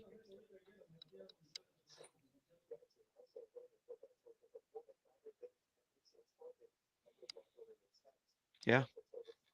So after a few days, if they're not willing to have a conversation, then. But I don't think I want to even do the app anymore. And like I said, it was 4 years of a waste of time. Some women are using apps for validation because I understand that a woman can create a profile and in 1 hour she has 100 likes. Depends on the picture they put up. A male can put a profile and he'll have 100 likes in 100 years.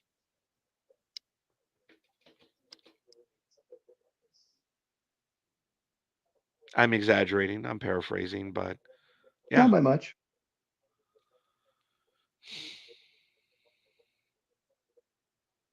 So I've given up on the apps.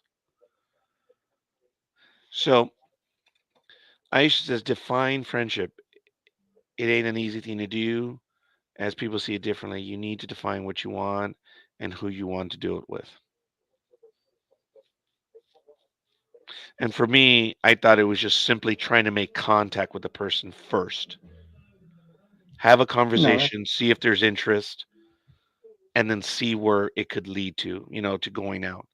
Believe it or not, even during COVID, I was so happy just being able to go out with someone. And I did. I went with my old high school sweetheart. We went out for a while. And she claims that I broke up with her before she started going out with her husband. I'm like, no, no. I'm way too needy and insecure. I never would have broken up a relationship. You expect me to break something up? Are you effing kidding me? I broke it up because you were already with someone else. So when we started going out in 2020 and 2021, we talked about that. And I said, okay, we're never going to have agreement on this. Can we move on? Like, yeah, we did. So, as a matter of fact, it's her birthday tomorrow, September 15th. That's funny. Yeah, it's her birthday tomorrow. But I haven't spoken to her in about 3 years now. So, she has a granddaughter, and she's giving all her attention to the granddaughter. And I'm like, okay, you go, grandma. Have a good time. So, I don't know. So, what's the next step? I don't want to do the apps anymore.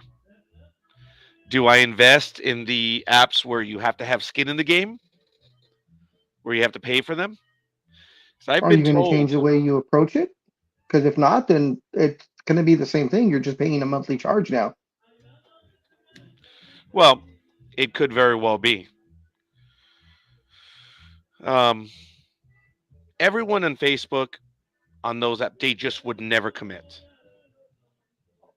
Oh, thank you, Rosa. No, that service, that guy was Andre. That guy was talking about cost thousands. Oh, Well, that type of app. That's the one that they guarantee you finding your mate. oh, I've seen those ones. Yeah. well, I joked about it back There was then, actually a show on and E. he is a man of means. Well, let me see. Let's get to that in a moment, big dog. Hi, Liz. Hi, Hey, Liz. you. How are you? How you doing? Oh, I'm doing. You realize that he has had that greeting for the most Hey, I watched part of Friends. his adult life. I watched Friends. He's had it for a long time. I don't think he had it when I first met him, but well into the early 90s, it was that greeting is a genuine greeting for me. He doesn't do it to every. You know where it came from? I'll tell you No. right now where it came. It didn't come from Friends. It came from Fulmer. Remember Fulmer? Morning. Hmm. Where do you Yep. think I got that from? Where'd you get it from? Fulmer. That man had an outsized effect on the world. Oh yes. That guy I miss was that a guy. cool guy. Yep. That guy had lived, hadn't he? I thought it was just funny that it was the mid-90s and he still had a ponytail or ducktail. He'd show up to work. It didn't matter what time of day. Morning. And I was one of those to Yep. engage him. And he's like, Roger, I'm right half the time. I'll do you one better. And this is where I get my saying from too. When he says morning, I said, it's the afternoon or it's the evening. What are you talking about? He's first time I saw you. Yeah. The guy was really cool. So, Liz, I thank you for joining us. What's going on? Not much. Just how you run with you two. Two knuckleheads and a smart one. Which one of us is the smart one? If we have to You. ask, we're screwed. And I said we. Okay, I said we. That I noticed that. That is funny. There's a lot, we don't take ourselves seriously. So what do you want to share, Liz? Because you've been in the chat room for a while. Oh, I was just pretty much listening to you guys, and I get so Sorry. frustrated.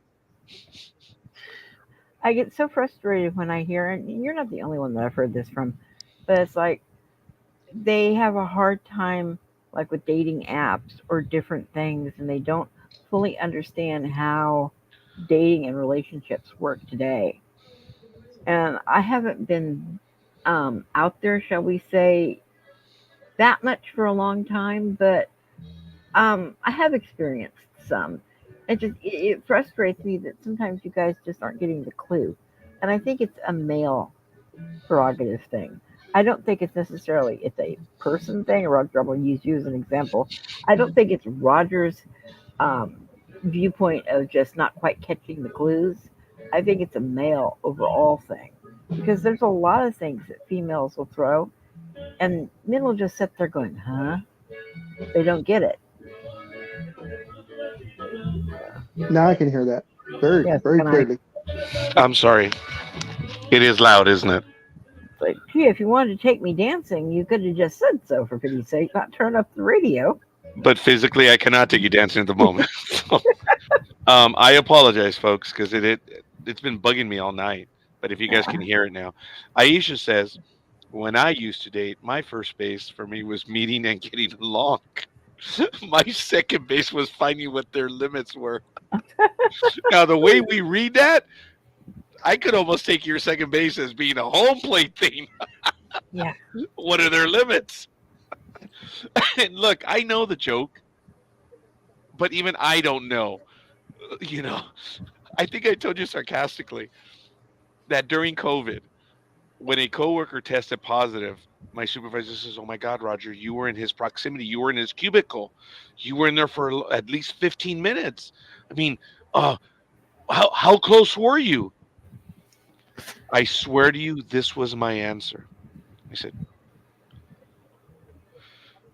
I'm not going to say his name, but I'm going to say, "Sir, I was in so close proximity that I was so close to him that we were negotiating the third date." And he's like, "Oh, okay, all right, okay, thank you, Roger." Click. Did he write that shit in the report? What was his Probably. understanding? I was being flippant. I don't even know what I meant. That was funny. That was the report. I said, "I am in such close proximity to him that we were negotiating our third date." Oh my God. I don't know what that means.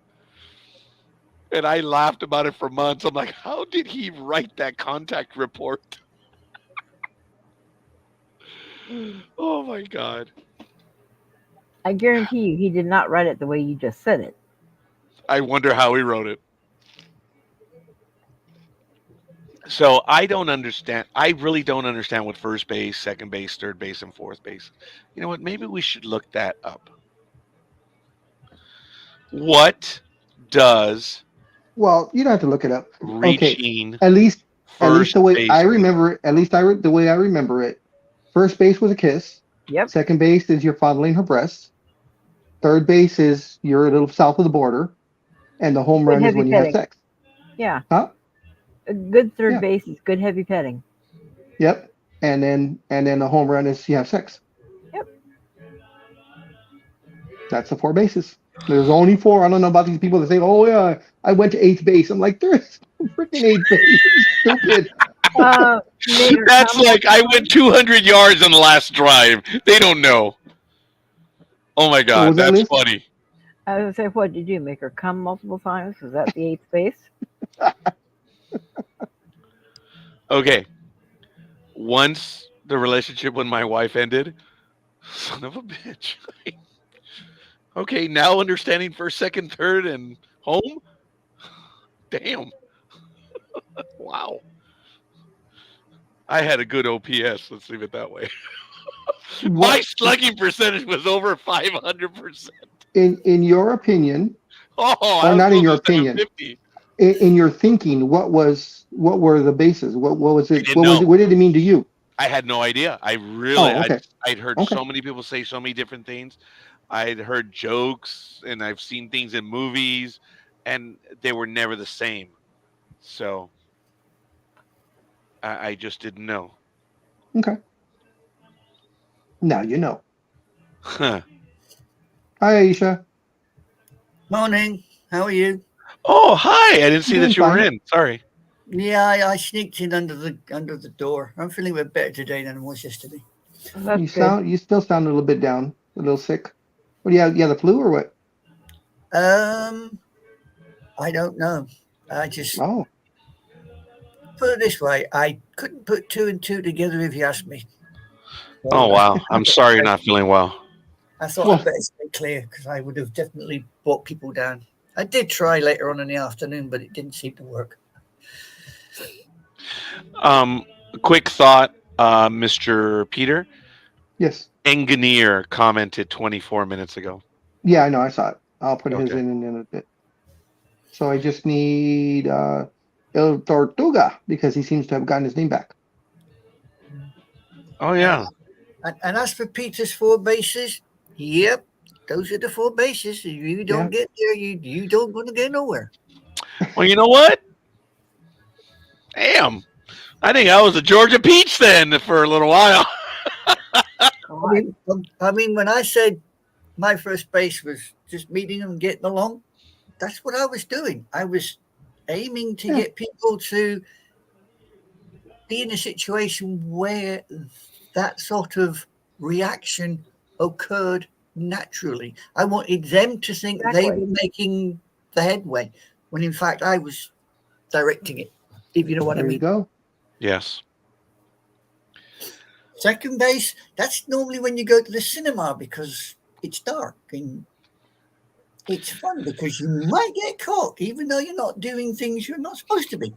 Oh, second base. Those are failures in my life. Oh, I mean, let's be honest. You've heard the song Smooching in the Back Row, haven't you? I suppose. Hell, man, that's what it's all about. Am I Yeah. right, Mhm. Liz? Am I right? yeah. Okay. The sad moment of my life. That's why we This were was all with over the- you, Raj. That's why we were all over you that time when you told us that you went with your friend to my high the school movies. sweetheart. Yeah, to the She movies on a chose movie the that you movie. both had seen already, and the Yeah, and place has was been in the empty, theater for about 2 to 3 months already. Yeah. So and you we guys walked went in and empty. you sat there and watched and ate popcorn. No, I didn't have popcorn, but I sat there and watched the movie. Yeah, Yes. and she was probably sitting right next to you and saying, "What the hell is up with this guy? Yeah. Yep. We're in the dark, we're in the movies, and he's just sitting watching the damn picture. Is he normal? And there's no one there but them. Uh, Hell, man, nobody there. Holy. Okay, allow me to elucidate you as to no one being there. During the run of movies in the first week, 2 weeks, the workers from the theater come in once or Yeah. twice to take a look and yeah. see if things are Yeah. kosher and whatever. Yeah. This movie had been in the theater for so long that no one walked in. And you did nothing? If I'd have been his date, I swear to God, I'd have reached over, grabbed his hand, and put it on my butt or on my breast I or gotta be somewhere honest. else. Yeah, I swear to God, are you that freaking naive? I Yes, gotta he be is. honest, Roger. I And, know we you're love not him for it. priesthood, Yeah, but unfortunately, we do. yeah, I mean, I know you're going for the priesthood, but let's be honest here. There's naive, and then there's just plain stupidity. Dark place, girl that's willing, you do nothing. Hell, man, I'd have slapped you stupid. Big Dog slapped me stupid. Thank God he was not in my presence. I swear to God, he was trying to reach through the phone and do the Donald Duck thing Yeah, where it he's was. strangling the characters through the phone. Uh huh. Yeah. He Oh, got man. he got so mad. Well, he didn't get mad, but he got rather frustrated with. I think he did get mad. I remember that conversation. I heard him. He was he was frustrated as to how And and stupid I and, was. and then the worst part is Roger was genuinely shocked that I was acting that way. I gotta be honest, the amount of times I have come out of a cinema with disheveled clothes and people have turned and said, "What the hell were you up to? Watching a picture?" Yep. Uh-huh. Uh-huh. Yeah, Well, my high school sweetheart, I will say, um, I was a 750 OPS hitter with her. I mean, my mum, God rest her soul, Not at the movies. one of her favourite statements used to be if guys were getting a little bit too much, she'd say, "Get your hand out of there and watch the picture." Okay. And that's how she used to cut them down. It was a case of get your hands out of there and watch the picture. Wow. You got to know when the time is right, and you've got to know when to back off. And you don't learn that unless you go into those places with the intention that you're going to go exploring. Like And this Star Trek. I'm look, just I but will be I back in don't. about 5 minutes. Thank you. I don't have that intention. My intention is to learn about that person, to maybe have a conversation. But I guess they're not looking for that. Oh, yes, they're looking for it, but they're also looking for a physical. Don't forget, in relationships, it's not only talking and understanding somebody, there is the physical contact part of it that is required. Yeah. You need that physical contact. You need to know that that person is special, and they're special enough that you trust them enough to open up, to allow them to explore you and your body as a person. And you do likewise for them. You have to have that two-way flow. You need to know you can trust that person. That's where the trust, the understanding, and the love eventually grows from. I know it sounds disgusting, but it's No, true. it's embarrassing to me. Shouldn't It's be like, wow, embarrassing. I'm actually having this conversation. I was like, but why am I doing this? Why am I doing this program? So Well, you're doing the program because, to be honest, you're not even getting to first base. You're not even getting through the front door because you are stopping yourself advancing. Yeah. Like I said, you need to define friendship. I mean, what is friendship? People see well, it differently. but that's the thing, and I guess I'm being pedantic at this point because I want to learn about that person, know that person. I've read so many profiles that say if you're looking for this and back off, or it's whatever and whatever and whatever, and I get that most women are saying that. So I am looking to not be that person, and it still I, doesn't seem to work.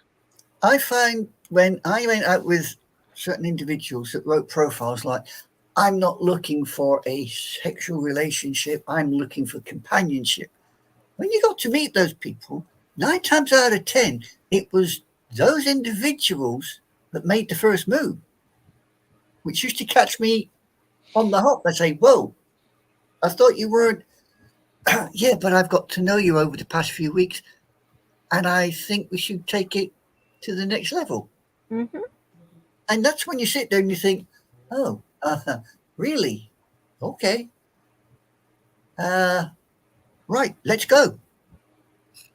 It ain't easy to find, but you have to, with profiles on dating apps, you got to read between the lines. And then it might not necessarily be somebody on a dating app. No, It could be somebody that's right under your nose that exactly. is literally practically throwing themselves at you and you don't have a clue. Mm-hmm. Yeah. I've done that, and I've had people do it to me. Mm-hmm.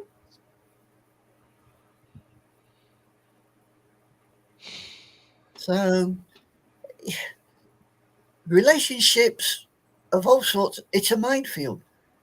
It's a bit like the Irish mine detector. You stamping your foot on the ground to see what goes bang first. Yeah. I missed out on high school. I told you I went to a school where it was an all boys school, and we were studying to be priests. Some of my classmates had girlfriends. I had one. She was my high school sweetheart, which people were stunned. You have a girlfriend? Because I used to get letters. Because I was, up until a few years ago, I was a massive letter writer. I would write everyone. And because I formed tight bonds with them and I have emotional relationships with them. Nothing Sorry, wrong with that. Rosa. Sorry, Rosa. I'm being a jerk. But I would do that. And I at school they were shocked because word got out that I was receiving. Because remember, it was a small school, so we did a lot of the stuff that needed to be done, and there were the mail carriers, and they themselves like, "Ooh, Roger has a girlfriend," and I was like, I didn't want anyone to know, but I was in the seminary, and I had a girlfriend for 3 years. But in those high school years, again, it might as well have just been a platonic relationship.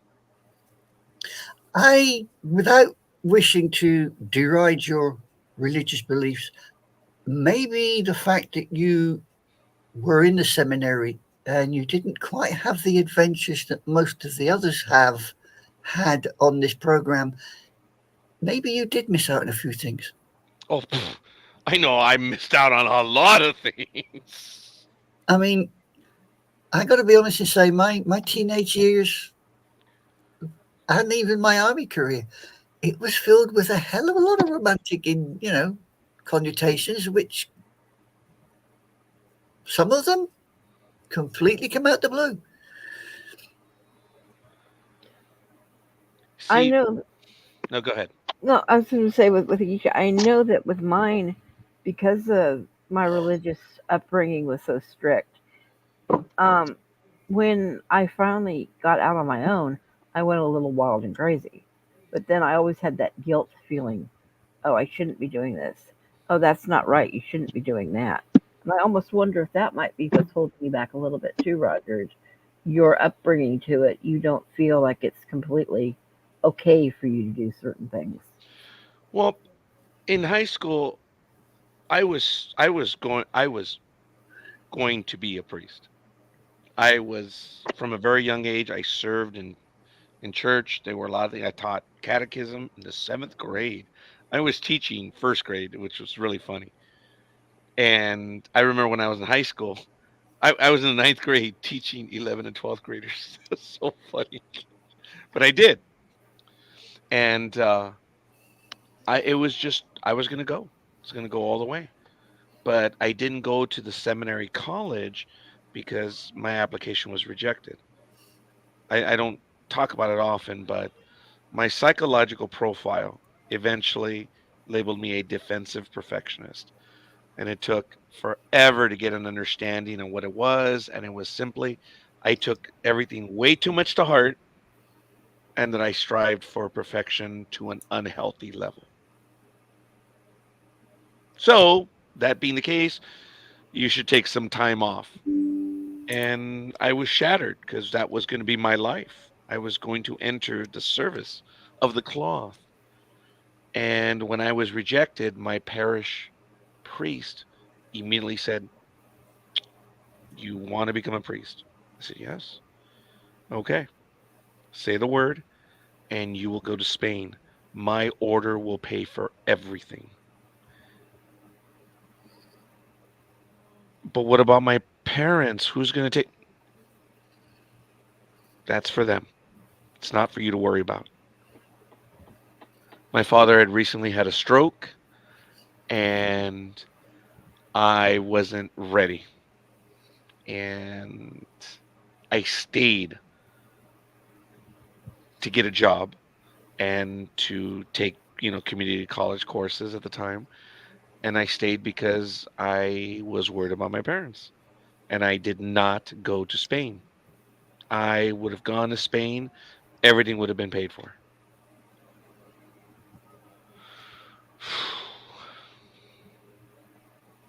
I wouldn't be here. Were And I you think ever resentful for them for that? Was I resentful? Mhm. On for who? From or Your parents. having to not go and stay home to take care of them. In other words, because you missed out on the opportunity because you felt the obligation to take care of oh them. no. I was never Okay. resentful. Okay. No. Hmm. No, I didn't understand your question. Now I do. No. Never resentful to them. No, in no way whatsoever. But They brought me into this world. They gave me everything that they could, and it's it's not my obligation. It's they did for me.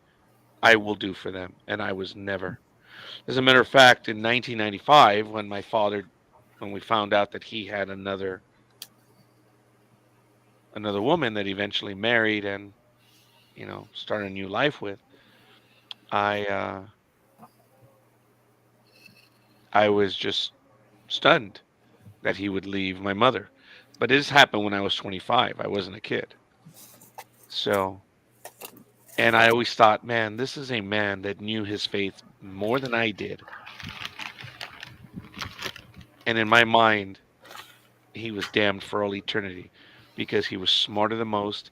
He knew the ramifications and he did that. That is what I think kept me in the relationship that I was in because knowing what I know, I'm liable for a lot of things. And I don't mean that legally in the world of man, in my belief system.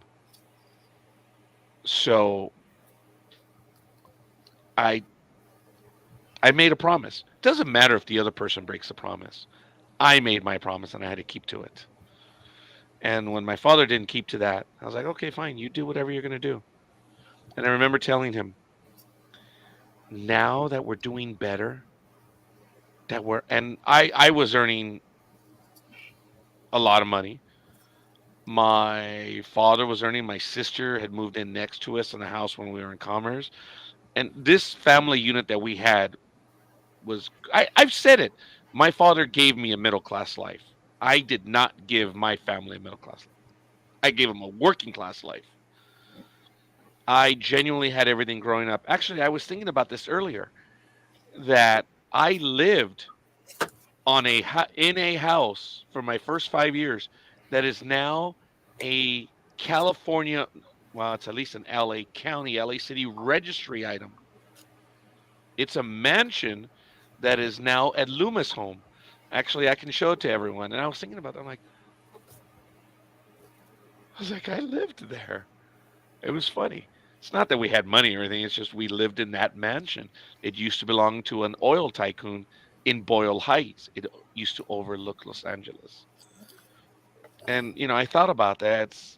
It's like I had everything growing up, everything. So when he did what he did,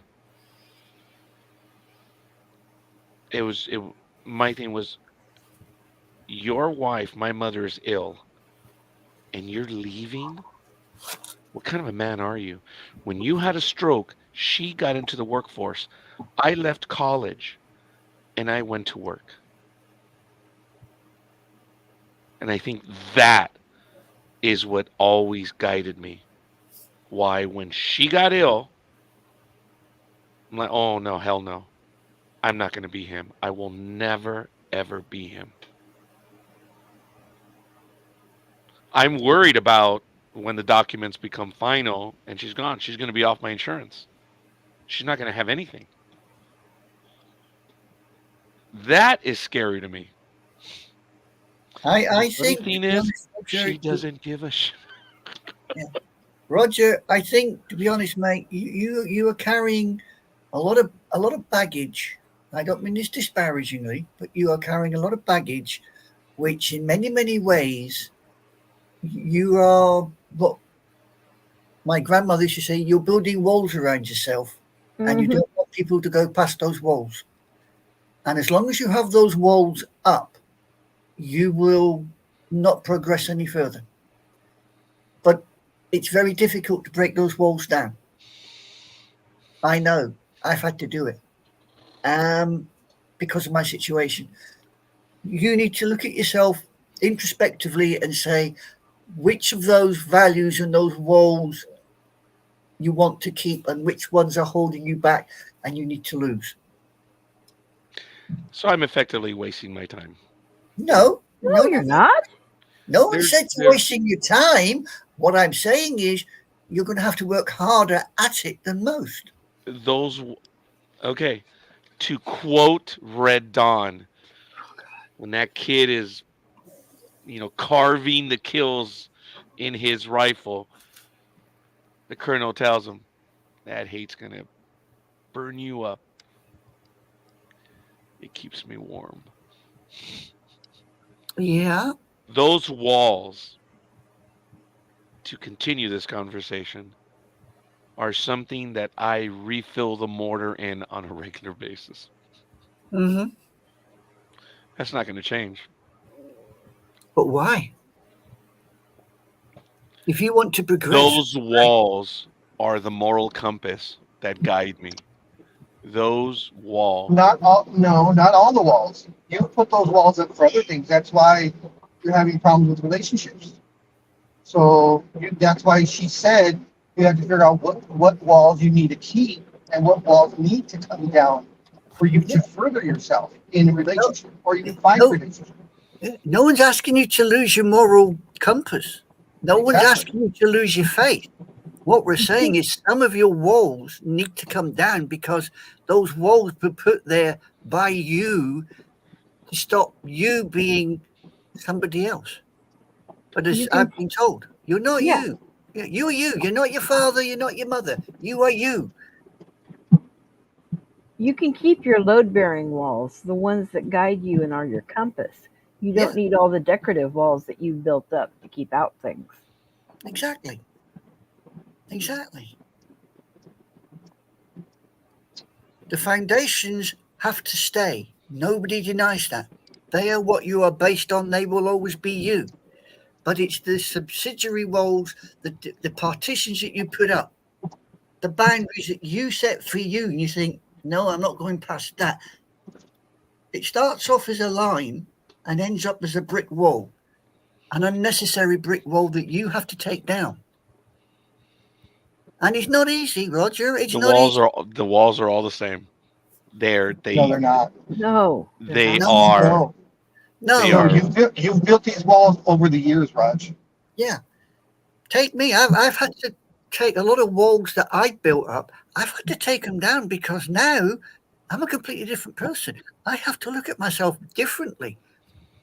And I have to accept things differently. It's something that I chose, yes, but I've had to take those bloody walls down. Has it been easy?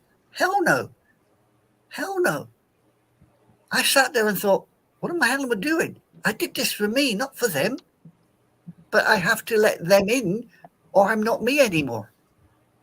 And that's bloody hard. Well, it didn't.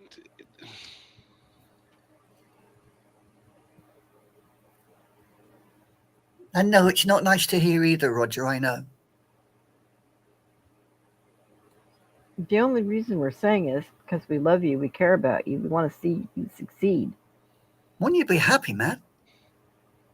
There's no harm in that. As I said, friendship, define it. It's bloody difficult. My friendship with you is long distance. Hell, we're what, 7,000 miles difference? And it's been over 10 years. Yeah, but your hurt is still my hurt.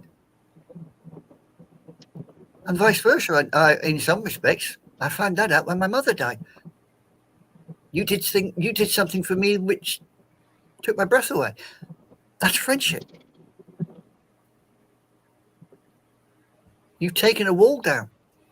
That friendship. That's what friendship does. It breaks the walls down. So unless you want to be... That was family, Aisha. When that Yeah, but- happened, that was family. Yeah, but it takes time to get that family. She was part of it.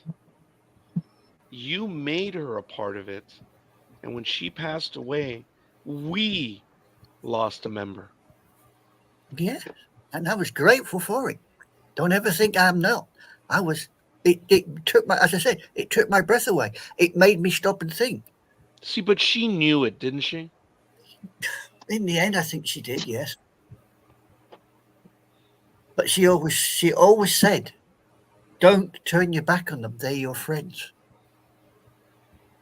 She was the one that always kept me going. I used to turn around and say, "Oh, I'm not going on this." "Oh, yes, you bloody well are. They rely on you. They are your friends." And I had to take down walls to do that. I had to take down the walls that I didn't want to show my face on the camera. That was a wall I had to break. I had to break that. And a friend helped me do it. And I'm looking at him.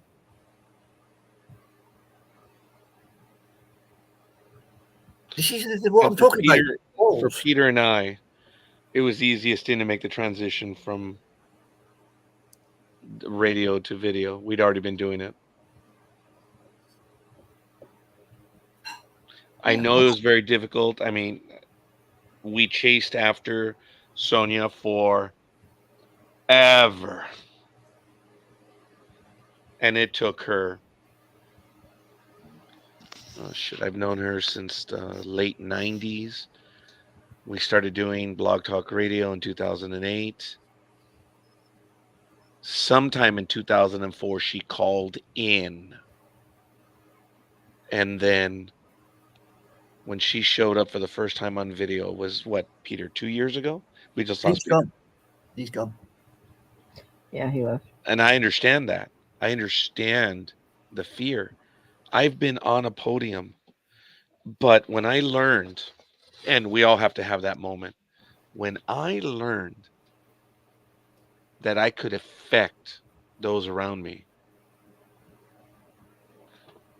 those handlebars of things that I gripped on that podium became a weapon for me. And I changed. And I decided to do that.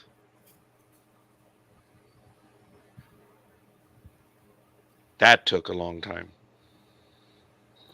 What will you think about it? I didn't do anything of this ilk until I was into my 60s. And I was very, very introverted. One of the individuals, I love my own space. How did you find me? We've talked about it, that we vaguely met because of Blog Talk Radio and everything, but maybe it was, how did we meet? How did you find me, Aisha? Star Trek. I put something up on Star Trek and you commented on it, and I was not too, I was not too chuffed about the comment. So I made the comment back. What do you remember what it was? It was something about the original series. And I said something about Kirk and Spock. I can't remember exactly what it was. And you came back and said, you obviously have misunderstood it. And there was a bit of a who. And I thought, the hell, this guy is wherever, because I didn't know where you were at the time. I thought, he's sitting there behind his keyboard lecturing me? No, not happening. Who is this little shit? Yeah, basically. So I came back at you, and it snowballed. And we never stopped communicating. No, we've been at it ever since. You've been at war with Philly, what, 3 weeks? Hell, we've been doing it for 15 years. This is the secret war, Aisha. I told people that over the years, Aisha I would put something on Facebook, and she would write something. I'm like, what the and I wouldn't comment, but I never, and she would from time to time put a comment. Maybe I would like it, or I would just like, well, what the but it never, because I didn't know where she was from. And when I found out somehow that she was from the United Kingdom, oh shit, that was funny. Because I understood English humor. Changed my whole attitude. I remember. I was like, she's English, son of a. Now I get it. I understood it. And that changed everything. Yeah, but it didn't change the relationship between me and you. No.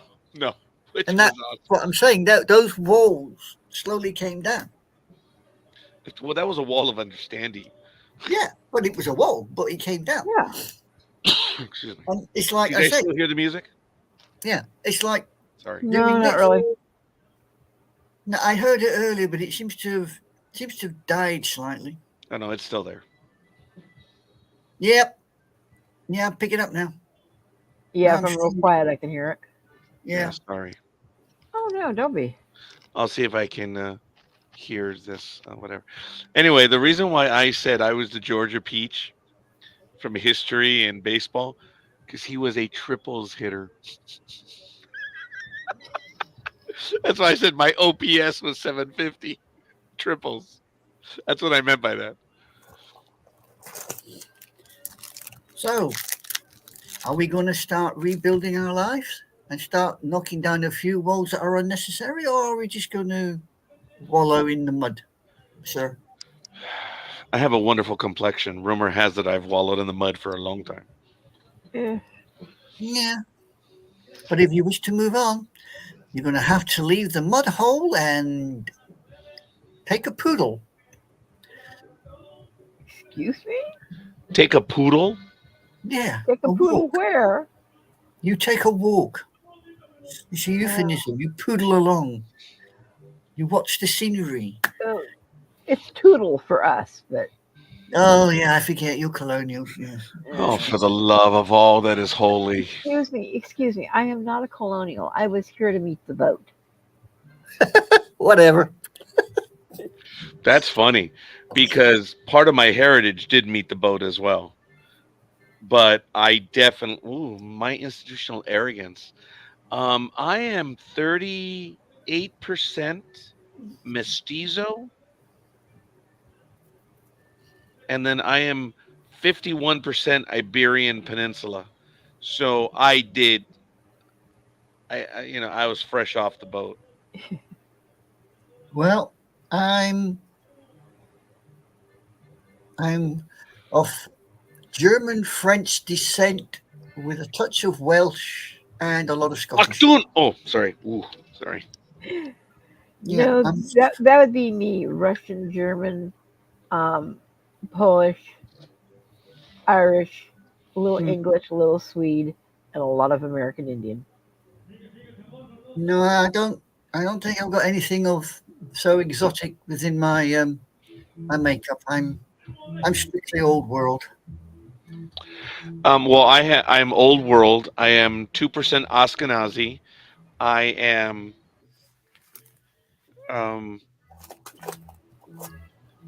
Edda. Oh my God, I forget what they are from northern Spain. Basque. And of course, I'm 7 to 9% of the Saharan continent. Oh well, there you go. So I am a mutt. And of course, I have 34, 36% mestizo. I also have French, European, English, I should say. I'm thinking of the map right now. You know what? I don't know if I can access it at the moment, but anyway. When you think about it, really, there's no one in the world that can claim that they are pure. We're all a hinges beanses. We're all 56 or 57 bloody varieties. Oh, definitely. I mean, and that's what makes the world go round is the mixture, the joining of cultures, of people. Yes. I don't see any The exchange Targaryens of floating ideas. around. I mean, I had a comment made that, I don't embrace foreign influences very well. To which my response was, the last time I embraced a foreign influence, I was accused of cultural appropriation. Really? Yeah. I enjoy wearing Japanese yukata. Yes. I was accused of cultural appropriation for wearing those. You're not Japanese. You're not bloody Asian. You shouldn't wear those things. My response was, if I want to learn about a culture, I learn about the culture by their traditions, by what they wear. And if I can wear something from another culture and I like it, I will continue to wear it. I see no problem in that. I don't complain when somebody wears tartan or a kilt that they're not entitled to, I don't go screaming up and down saying cultural appropriation. I think, sod it. You want to wear it, boy? Carry on. I'm afraid that kind of mentality confuses the hell out of me. Hey ho, such is life. I still believe that to learn about a culture, you have to indulge within that culture. And if you're not prepared to indulge, you'll never learn. Correct. Mm. Oh boy, Yeah. that musical taste is crap. Who is musical taste? It's not. I like it. But it's a little loud. Here, and I apologize. Here's my DNA map.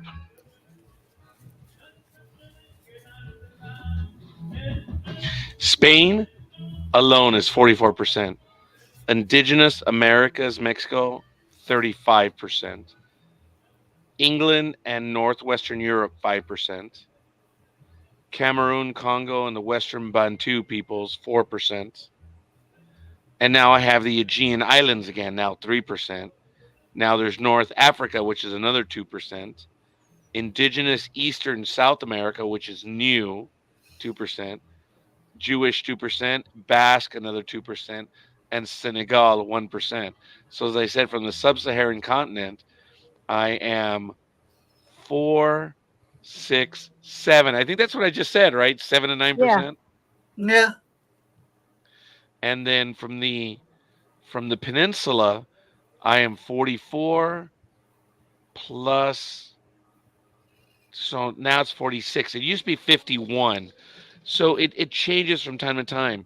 And I had French as well, and now it's like missing.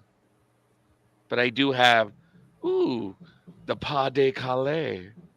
Well, that's because England used to own that bit of France. Yeah. And then the Jewish, 2%. I believe this is Ashkenazi. Yeah. Same as mine. Yeah. So, yeah. Mine's 10%, not 2. So I have 35% indigenous Americas. So yeah, that's my map there. It's kind of cool. I've It's never cool. had that. I've never had that done. I'm only going on what we learned as kids growing up from the family. Oh, you need to have it done. It's really fascinating to see where you fall. But the problem is you discover things that is frightening to some people. You also discover things that you've been told your whole life didn't actually exist. Yeah. Oh, I know the German side of the family. Don't you fret on that. We had to do basically the same as the royal family had to do. When we moved across, we had to change names. So, we had to leave Germany through both geopolitical and religious beliefs. So, yeah. Oh, I forgot. My sister was born in 66. That makes her 3 years older than I am. So Marie is 3 years older. And then my sister Alma is 7 years older. And then Louis. Oh, I haven't updated this. What happened to those two this morning? They weren't around for the picks. Which two? Your sisters. Oh, they're lazy. You know, they were yapping up. And when the moment arrived, no. Well, I missed out on this morning as well, but, I just wasn't with it. That's why I missed out. Oh, that's okay.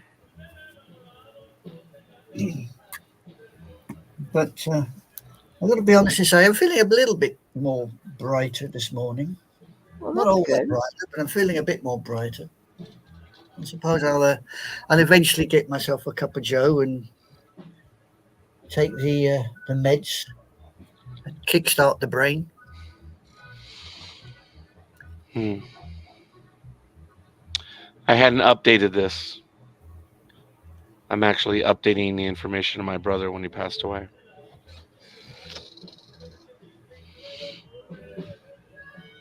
Wow. I don't mean to sound morose, but have you noticed that 3 members of this friendship of ours have lost this year? that I can remember. I lost my mum, you Yeah. lost your brother, and Philly's lost his brother. There's three of us. Yep. I Nobody could else. swear there was somebody else too, but I can't think of who it was. I was kind of saying, it was somebody else. I think so, I but I must- can't remember who it was. I know several of us have had close calls. Wasn't Roz, was it? No, Roz's mum. Roz's mum's still going, isn't she? I know Roz had a close call, Yeah. but I can't think of her. I I, know. I I forget. Maybe Michael had a loss this year as well. I suppose it happens once you get past a certain age. Mm. You lose more than you gain.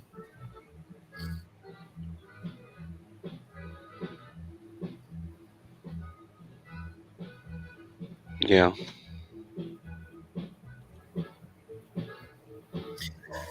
Right.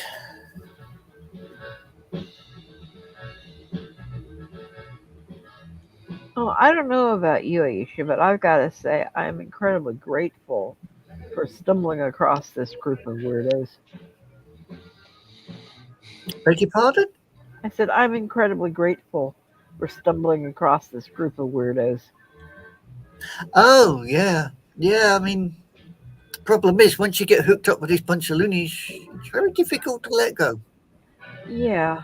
You know, they tend to, they're like barnacles on a ship. You know, they grow and just stay there. Yeah, but I'm kind of glad they do. Yeah. I mean, you know, the guy in charge can be a bit of a handful at times, but, you know, you get used to it. Yeah, well. You know, he has grand ideas, but there's one or two that you think, really? And then you just, you know, you go with the flow. Go with the flow. Okay. You know what? What? What? You Bloody did hell, not. he's at it again. It's King Taco of all things. Yeah. It's munchie time. I've been saving it.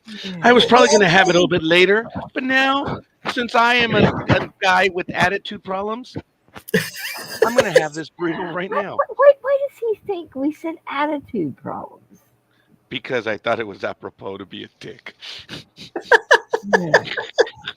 Okay, fine. I'm changing your name from Roger to Richard. All I gotta say is, right, just because you got one doesn't mean you have to act like one. Yeah, I guess so, huh? And just because you got fluff around your mouth doesn't mean you have to talk like something else. Yeah. Sorry. That was funny. No, that was funny. That's why I laughed. I have learned quite a bit tonight, but you have to understand that it's like that story of, you may not know this due to the belief system, but there was this saint, for just play along with the story, that was trying to understand the meaning of the universe, and he was walking along the beach and he was trying to understand the whole thing of creation. He was working it out, and he comes across this little boy who's on the beach, and he sees him go out to the ocean, sees him come back. He sees him go to the ocean and come back, and he comes up and he's, what are you doing? He said, oh, well, I've the hole here, I'm trying to fill it up with water. He says, what? He says, I'm trying to put the ocean in here. You can't fit the ocean in there. And apparently the kid looks at him and changes in the form of an angel, and he says, the knowledge of the universe, the divinity, is too great even for you.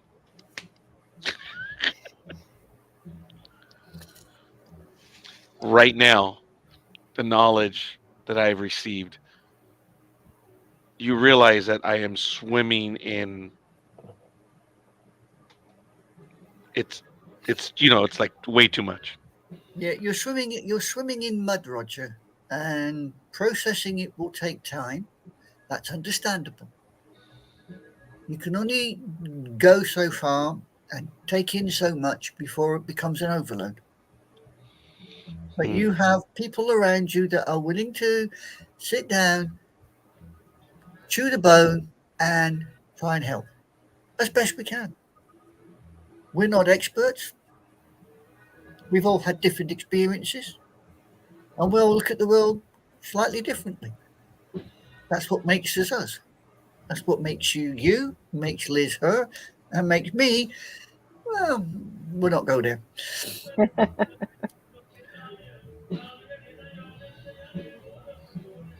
As I once heard a comment made on the television, I may have had certain things removed by surgery, but my brains weren't one of them. Yeah. Hmm. That's what I mean. I've had to take a lot of walls down that I built up. I had to rethink my whole damn life. My choice. But hey, such is life. If you're not willing to jump off off the bridge at times, you ain't going to see what's on the other side. And all I can say is keep those foundation walls up, but open your eyes or open the walls to certain things that are completely around you that you might see if you pay closer attention. Yeah. Keep your base beliefs. That's what we're saying. You can keep your base beliefs. You can be you. You just got to knock down the insubstantial bits. Oh, the King Taco's going home. That's not nice. And here I thought he was going to feed it to us through the screen. No, No, no, we're going to get something else now. no, I put it in my bag right now. Oh, I see. Now, you see, there's a comment there from the Brits, but I'm not going to make it. Yes, I'm sure there is. My Oh, I Oh, heard a he's ping. I back. heard a ping. He's back. Yeah, sorry about that. My phone died. I thought the charge was going to hold and it didn't. The dog is back. Oh, Woof, woof, Peter. Woof, woof. Or as I felt yesterday, rough. where are we on this? very good. Last I left, we were trying to tear Roger's bricks down. Yeah, The one, the cosmetic ones that he put up. Yeah, well, we carried on a little bit, and then we moved on to other things. We've moved on. Okay. Yeah, oh yeah, we moved on. We've had King Taco and all sorts now. Woohoo. Oh, I went to a-hole mode because they Yeah. said something about that I could be, a dick from time to time. And I'm like, oh, speaking of such, there we go. What you get? King Taco from where? A burrito. Carne asada? Yep, Carnitas? carne asada burrito. This Do is you a like damn lengua? good burrito, man. This is big. Do you like lengua? I don't. I really believe I have not tried it, or if I Oh, did, I okay. just tried it once. I've tried El Pastor. I tried the old Okay. chicken, which of course they got rid of. They went with a tinga flavor, Okay. and What is Stinger flavor? It's a type of seasoning. The way they season Yeah. it, they season the meat. and I'll give it to them for trying. But the chicken that we knew is gone. They still have the rotisserie chicken in King Taco, but Oh, okay. yeah, they just went with the new flavor, which I'm not gonna even bother with it. But um, I have had al pastor, and I just Have you had the carnitas? I may have tried it, the carnitas, Okay. yes, but other than that, no, not cabeza, not lengua. And remember, they used to sell sesos, Mm-hmm. And so tripas. I don't think they. Oh, they actually still have it. I think it's called buche. But anyway, No, buche is different from tripas. well, they have that, and they have suero as well. The Pedialyte? Okay. I think so, but that's what they call Pedialyte in the Latin world. Suero. Yes. But there's a type of meat there. I don't venture out and try. Oh, we know that. I was talking about food, but I guess it's the same thing. Yeah, you're kind of a hermit. Now, I know an assignment that we need to give Roger. Oh, We all need to go and look at restaurants or food places within like a 20-mile perimeter of him. And then we get to choose, and he has to go to it and tell us how it is. Well, look, I'm open to that, but I just as long as it, there's no line. Yeah.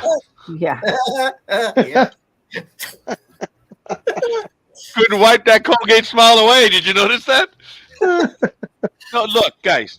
Big Dog and I will wait, but he knows that if it's beyond 15 minutes, I'm out. Like, knowing it's going to take us 45 minutes to leave, drive, go to the next place. That alone is going to take 45 minutes. It's just I don't understand the purpose of waiting an hour for a table. I just don't get it. I don't get it. Now, Big Dog and I have waited for tables on a Sunday or a Friday night. We have we not? Yes. Yeah, Yes, readily. on Sundays, especially on Sundays. Yeah, we have readily. So you've waited for a table for over an hour. Was that so No, I Big mean Dog I'm can saying dance we've on it? waited. Not necessarily an hour, but we've waited. Rod, we'll go to the Roger's limit. I would say is about 30 minutes. Anything beyond that, no. What's the You see, point? I'm And somewhat- it all depends on the place and how hungry he is. Because if he's very hungry, he'll tend to wait a little bit longer, but not by much. Yeah, I don't like waiting either. No, see, I find it confusing. All the places I go, you're lucky if you wait more than 2-3 minutes for a table. Mm-hmm. Mm-hmm. But then again, you see, I don't go for exotic foods. I got to be honest and say the most exotic food I suppose one could say I go for these days is my Sushi? katsu chicken curry. I don't eat sushi. Oh, okay. No, I don't eat sushi because I like my food cooked, not dead. Cooked, not alive. No. Cooked and dead. Yes. I want Exactly. mine still That's what flopping. we have in common. Yeah. What was that, Liz? I said I want my sushi still flopping. No. Listen, if I stab my food, it squeals and asks for a vet. That's it. Don't want to know. The first time you said that, I died laughing. I still die laughing at that one. I had the same mentality as you guys. I like my food, nice and cooked.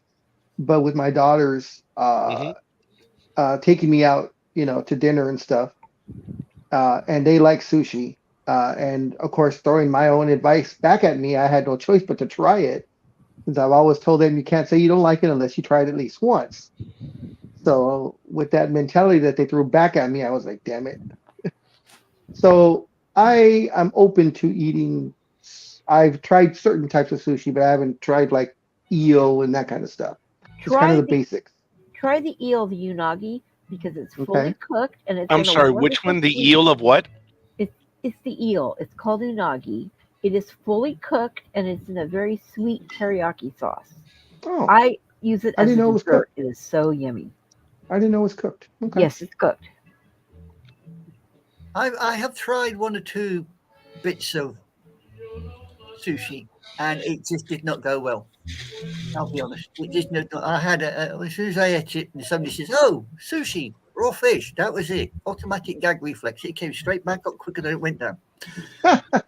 I have had the lightest and simplest sushi on several occasions now. I have had the gag reflex on the raw, but I don't know if it's called the California roll or something. California like rolls that. not sushi. I have Sorry. to agree. I don't know. California rolls not sushi. Sorry. It's fish, isn't it? It's imitation crab meat. There it maybe is. God paddling. bless America. Yeah. So that is not sushi. No, I watched somebody at a restaurant and they had a Japanese dish, and as they squeezed the lemon off all over this dish, the damn thing got up and moved to the side of the plate. I've seen Yeah. that, yes. Yeah, it's Yes. the nerve. It's the nerve fibers, and you know something. Frog legs do the same thing. And as soon as I saw Wait, that, hold, what? My lunch decided that it decided to visit the big white telephone, and I had to move Toot Sweet. There was no way I was sticking around for that. I'm sorry. It just no. My food ain't dead, then I ain't eating it. It is dead. Hey, by the It is way, just interrupting enough- real quick. Did you guys see the post that I put up about 8 hours ago about there was a 4.4 class flare that hit around midday?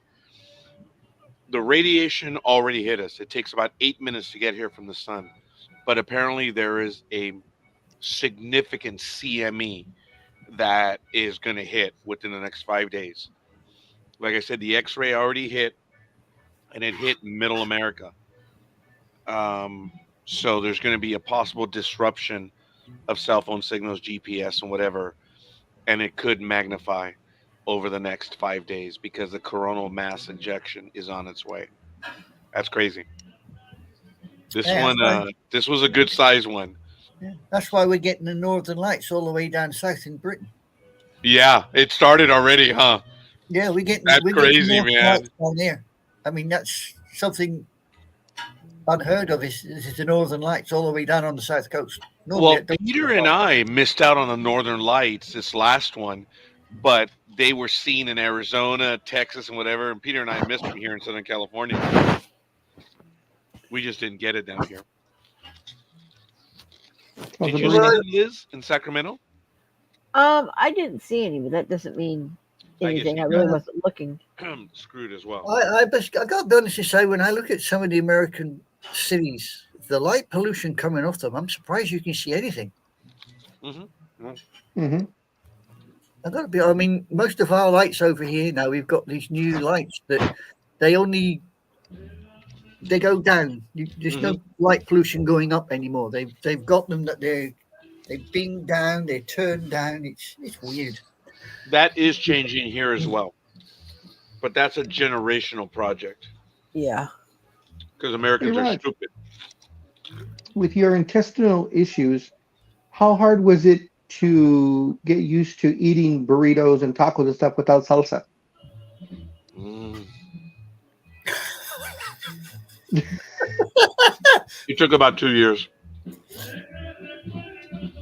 As long as I don't abuse it.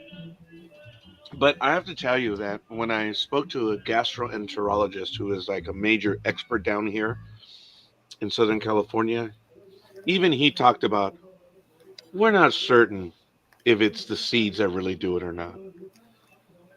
But he said it's portions. And another doctor told me that 10 years ago when he was talking about diet. He says, you're not on a diet. You are in a battle of portions. I looked at him and he said, if you're on a diet and you go somewhere and you're not supposed to have something, the minute you do, that's it. Your diet's gone. He said, screw that.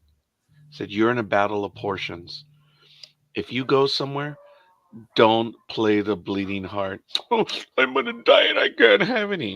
He says, no, have some. Satisfy that taste, but satisfy it. Don't go crazy. It's all about portions. Because if you're on a diet, you've lost already. Oh, kind of like dating. I'm sorry, what was that? That analogy, you can That kind was of, mean. huh? That was mean. Damn it. Oh, I think I missed it. Handbags at 10 paces between Liz and Peter. Okay, back to back. Let's walk. No, One, just what you were If saying. it's You good, know, it's good, man. Go ahead, Peter. just with like what you were saying. You know, you want to try it in moderation. Don't go crazy. Mm. I said just like in dating.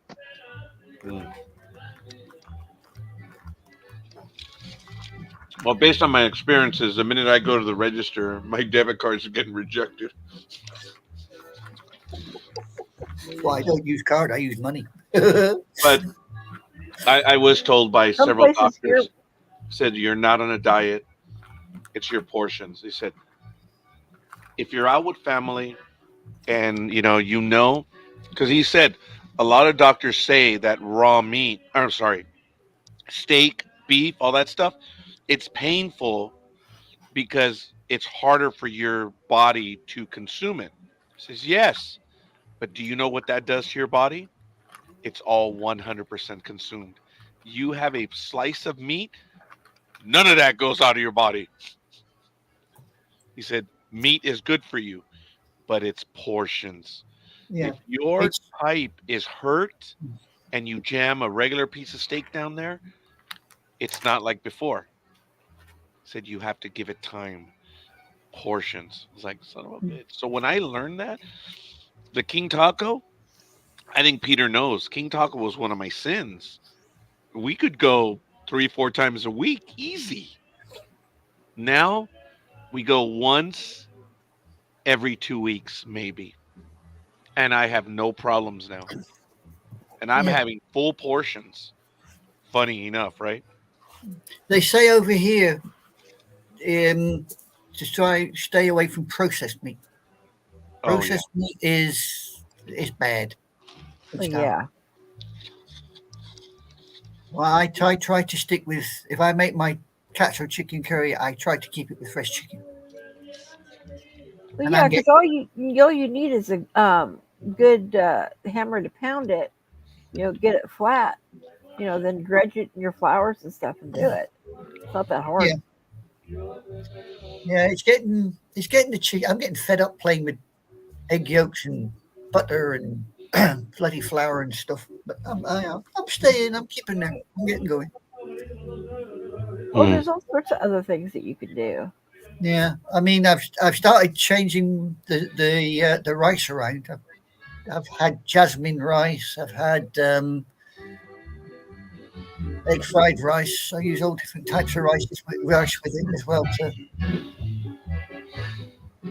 One thing that surprised me is I switched over my rices because we do consume a lot of rice to a high density protein rice, which barely fluctuates my blood sugar.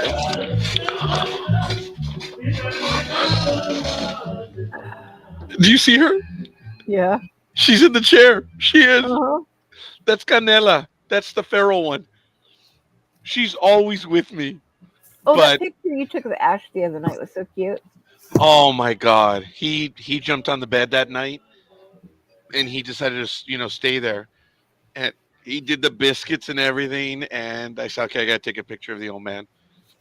But yeah, that's Canela. That's her. She's been here. She's moving. She's licking herself. She's like, you're yeah, talking you probably about. find she's fed up with the music, so she thought, "I'll come in here because it's going to be quieter."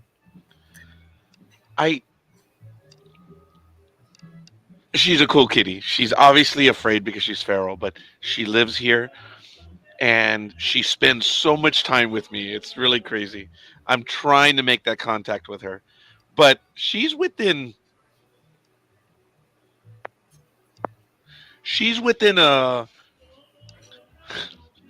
two Matt Alvarez's. Oh, that's bad. I've heard many things used for describing distance, but a Matt Alvarez, Yeah. that's a new one.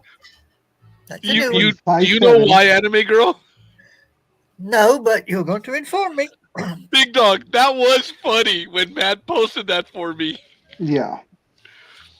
He said something to the effect of, do you realize that people who are 5 feet tall are basically 5 Subway sandwiches? He said, I'm 5.7. So I said, well, then that makes you 5.5. Oh my God, that was so funny. I know Matt's not with us, and I know he's suffering a great deal. I mean, he is. This is the second time he has cancer in his life. And I hate mentioning that word, and that's the word I was talking about that day. I will not mention it. I will not give it dignity. I will not acknowledge that. But he is doing well. And Big Dog, I don't know if you know this, but Liz and I were doing a program, and Matt showed up. And the first thing he says is, I needed to hear, what Some was it, familiar Liz? familiar voices. I needed to hear familiar voices. And ever since that day, except for today, Matt has been with us for everything, huh, Liz? Yeah. And I was a little worried that I hadn't seen him on it all day, but he's been posting, so. Yeah. Well, The day that he said he got it again, I called him, and he was stunned that I called him. He said, "Roger, can I talk to you in about 5 minutes?" I was like, "Yeah, man, of course." And I was like, "Fuck." I don't think he expected me to call him. And then it took him maybe about 7 or 10 minutes, and he called me back, and we spoke for about an hour. I was so happy that he took my call, and he's been talking to me ever since, and to us.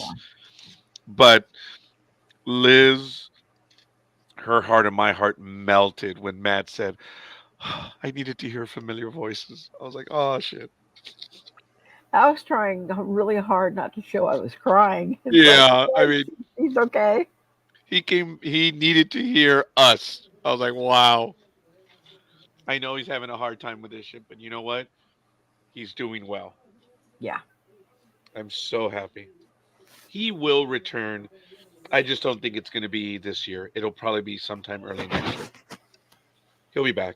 But Big Dog is right. Fuck him. He is Tortuga. Again.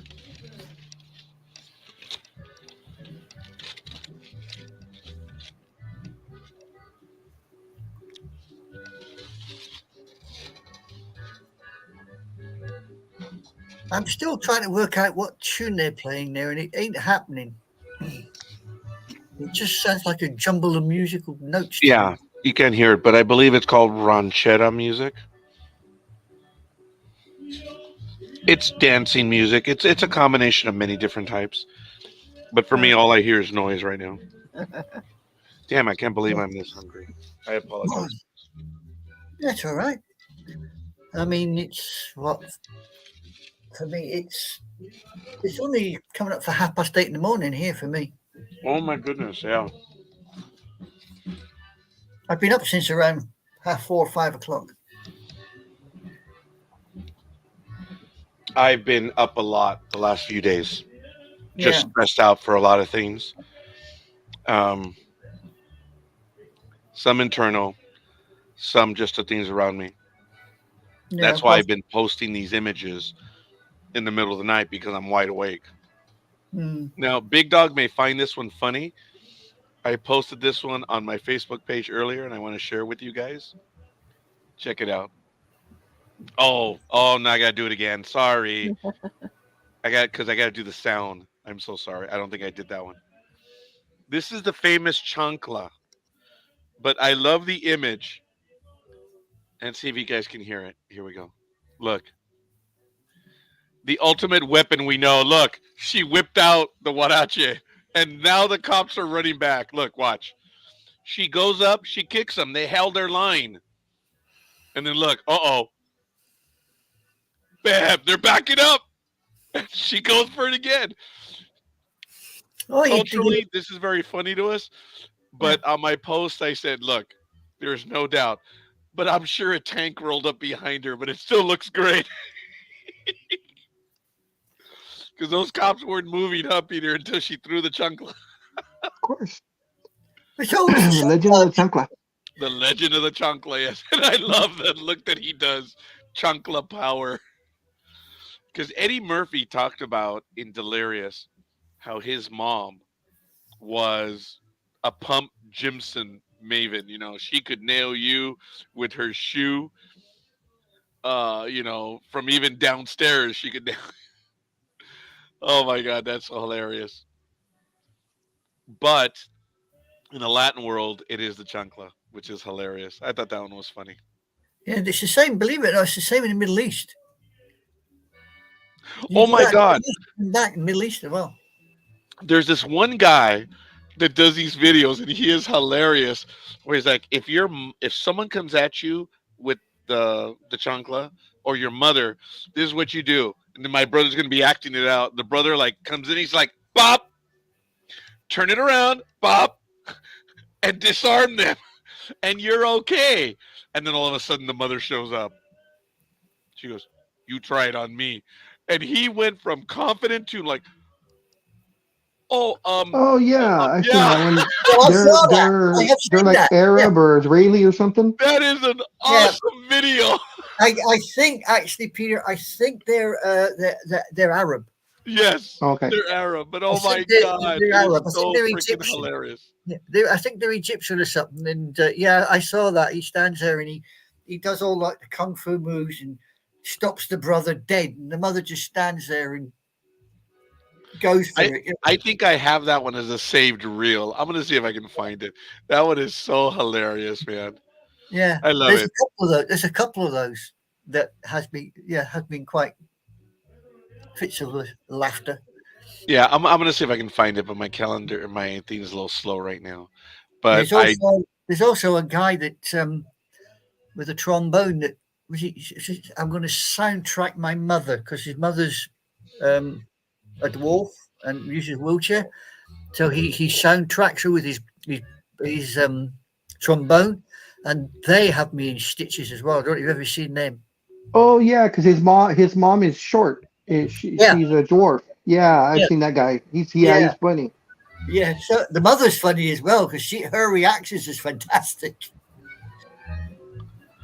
there are some, that became instant stars because of all this internet stuff, which is absolutely beautiful. I think I do have that video. Unfortunately, I have so many saved reels. I'm gonna see if I can find one. That one was absolutely hilarious. And again, I'm sorry, the music has grown very loud now. Do you guys hear it? Oh yeah. Oh yeah. Yeah, Oh yeah. sorry. Yeah, this one is loud now. It sounds like my neighbors half the time. I got to be lucky in saying just lately, all I'm getting is screaming kids. No music, just screaming kids. I love happy children.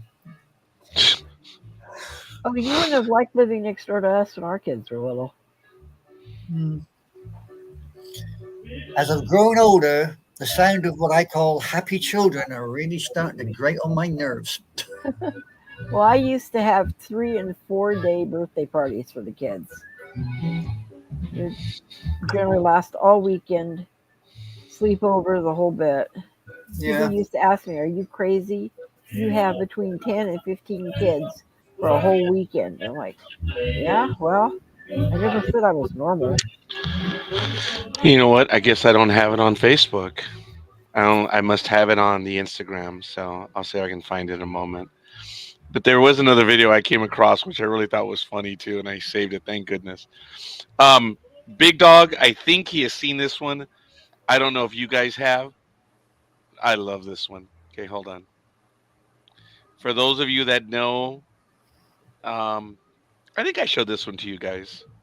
Let me see if I can reset it. Okay, here we go. I hope you guys can hear it. They said right now it's been a while. So, hope you like this one. Do you hear it? Nope. Nope. No? Nope. Nope. Okay. I will play with it right now and see if I can get it to work. Yeah, Oh, yeah. please don't. That's the Mine bishop. just took a nosedive in the gutter. What? What were you all saying? I said that's what she said. Yeah, I just said my mind took a nosedive in the gutter when you said that. yeah. And I said that's what the actress said to the bishop at the same time. You know what? I guess the volume is very low on that one, unfortunately. I'm going to see if I can find another one, but that one was good.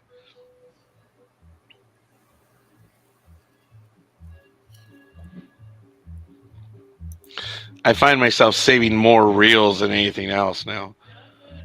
That's a sign of hoarding, digitally hoarding.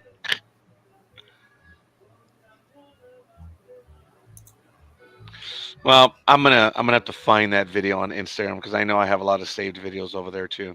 And since I don't use Instagram all the time, I yeah, and I rarely ever look through my reels to see. Oh, Peter, I do know this movie. I love this movie. Check it out.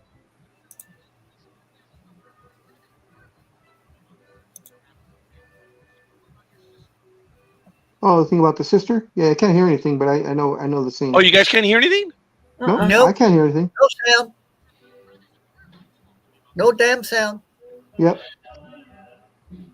I thought I You set it know, up that's with the a sound. fan, but it ain't got no sound. Smart ass. Yeah. Tell me if you hear it. Nah, let me. There we go. Let me do that one. Start with the family stuff. Like, your family's so perfect. Your brother's a Don't pervert. talk to me about the sexual habits of family members. What about your sister? My sister's been through a lot. A dick. We'll start with the family stuff. Like, your family's so perfect. Your Did you guys hear that one? Yeah. That one was. I'm sorry. That was funny, man. I love this one too, man. This one's great. Checking out today? Yeah, thank you. Room 207. How'd you enjoy your stay with us? Yeah, it was very nice. Thanks. Okay. There's a room service, a minibar, 3 phone calls, and 2 in-room movies. Now, is that on your visa? Yeah, thank you. That'd be great. No, hang on. 2 movies. We only watched 1 movie. It's okay. Just put it on the card. We're not paying for a movie we didn't watch. I can assure you, madam, both movies were ordered by your room. Honey, no need to cause a scene. The movies. Harry Potter 5, The Order of the Phoenix, and Sorority Sluts 4. I got it when you were in your meeting. I don't believe this. It appears that my husband likes to watch children's movies about wizards and magic owls whenever I turn my back. God. Harry Potter? How old are you? You're sick.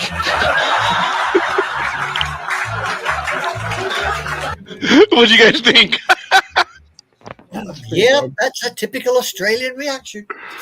That one was funny. Now, do you know what is so fake about the video? The wife. She is so cute, man. Checking out today? Yeah, thank you. Room 207. But anyway, I love that video. That one is really cool. Yeah, it's getting really loud over here, guys.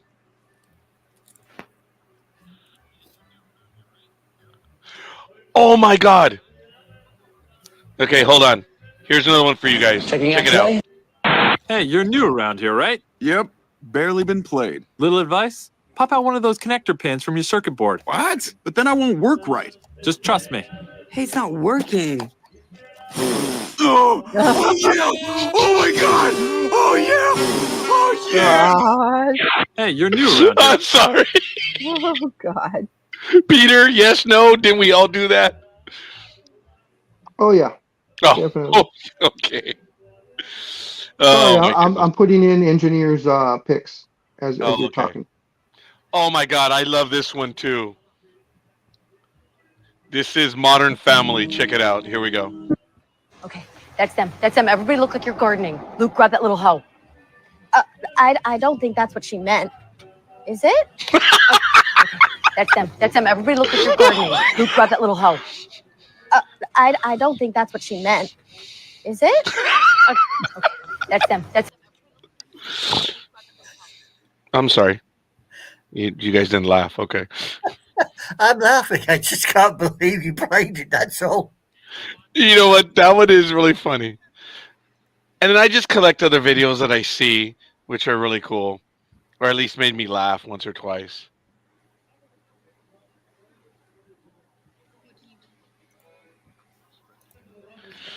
Anyway, it's getting to the point where even I can't hear what's going on. Oh, I can't hear any more music. Oh, now it stopped. Yes, it ain't normal. As soon as you say you can't hear it. Yeah, they stopped right That's now. okay. I need to go run do a few things. So Yeah, I think I'm out too. You guys, Big Dog, Anime Girl, you guys want to continue? No, it's okay. I can bail. I can bail. I got some. I got a cup of joe to make and some meds to take. So Okay, I have one Yeah, final one for all of you. And I'm done putting the commas with nothing to follow. Thank you, Big Dog. That was funny, dude. Bastard. I don't know if Anime Girl was here for that one. I'm like, it's a waste of time, doing this. It's kind of like putting commas on something that's not going to follow. Bastard. That was funny. Guys, I love you guys. I appreciate you. And this is a classic moment. I hope you guys love this one. Don't burn bridges. You might want to work there again. Fuck you. you, fuck you, fuck you. You're cool. Fuck you, I'm out. I'm sorry. Have you seen that movie, Peter? I'm not sure what movie that is, but I've seen that clip. Yes, that one is Yeah. awesome. I'm sorry. I apologize, folks, for the language, but that one is really funny. So I may show a few of these videos as we move on, but I am looking forward to having people comment as we move on, and we'll see. But I thank all of you that joined us both live and in the archive. I thank you, and I'm sure we're going to be on again next week. But for now, don't forget we have 2 episodes tomorrow on NDB Media, and join Michael and Jag for the 12 o'clock showing. I believe they are interviewing. Actually, I don't know who they're interviewing. They are interviewing writer James DeLorean tomorrow at 12 p.m. So I guess they'll be going back to the future. And then we're going to be doing the review program on Sunday night. So looking forward to it. I thank you all. Again, I thank my co-hosts for spending the time with me. I learned a great deal tonight. But like I said, I'm swimming in information. So I love you all. I thank all of you and everyone that commented in the chat room as well. It means a great deal to me. We'll see you guys on the other side. Peace. Good Adios. night and good morning. Bye.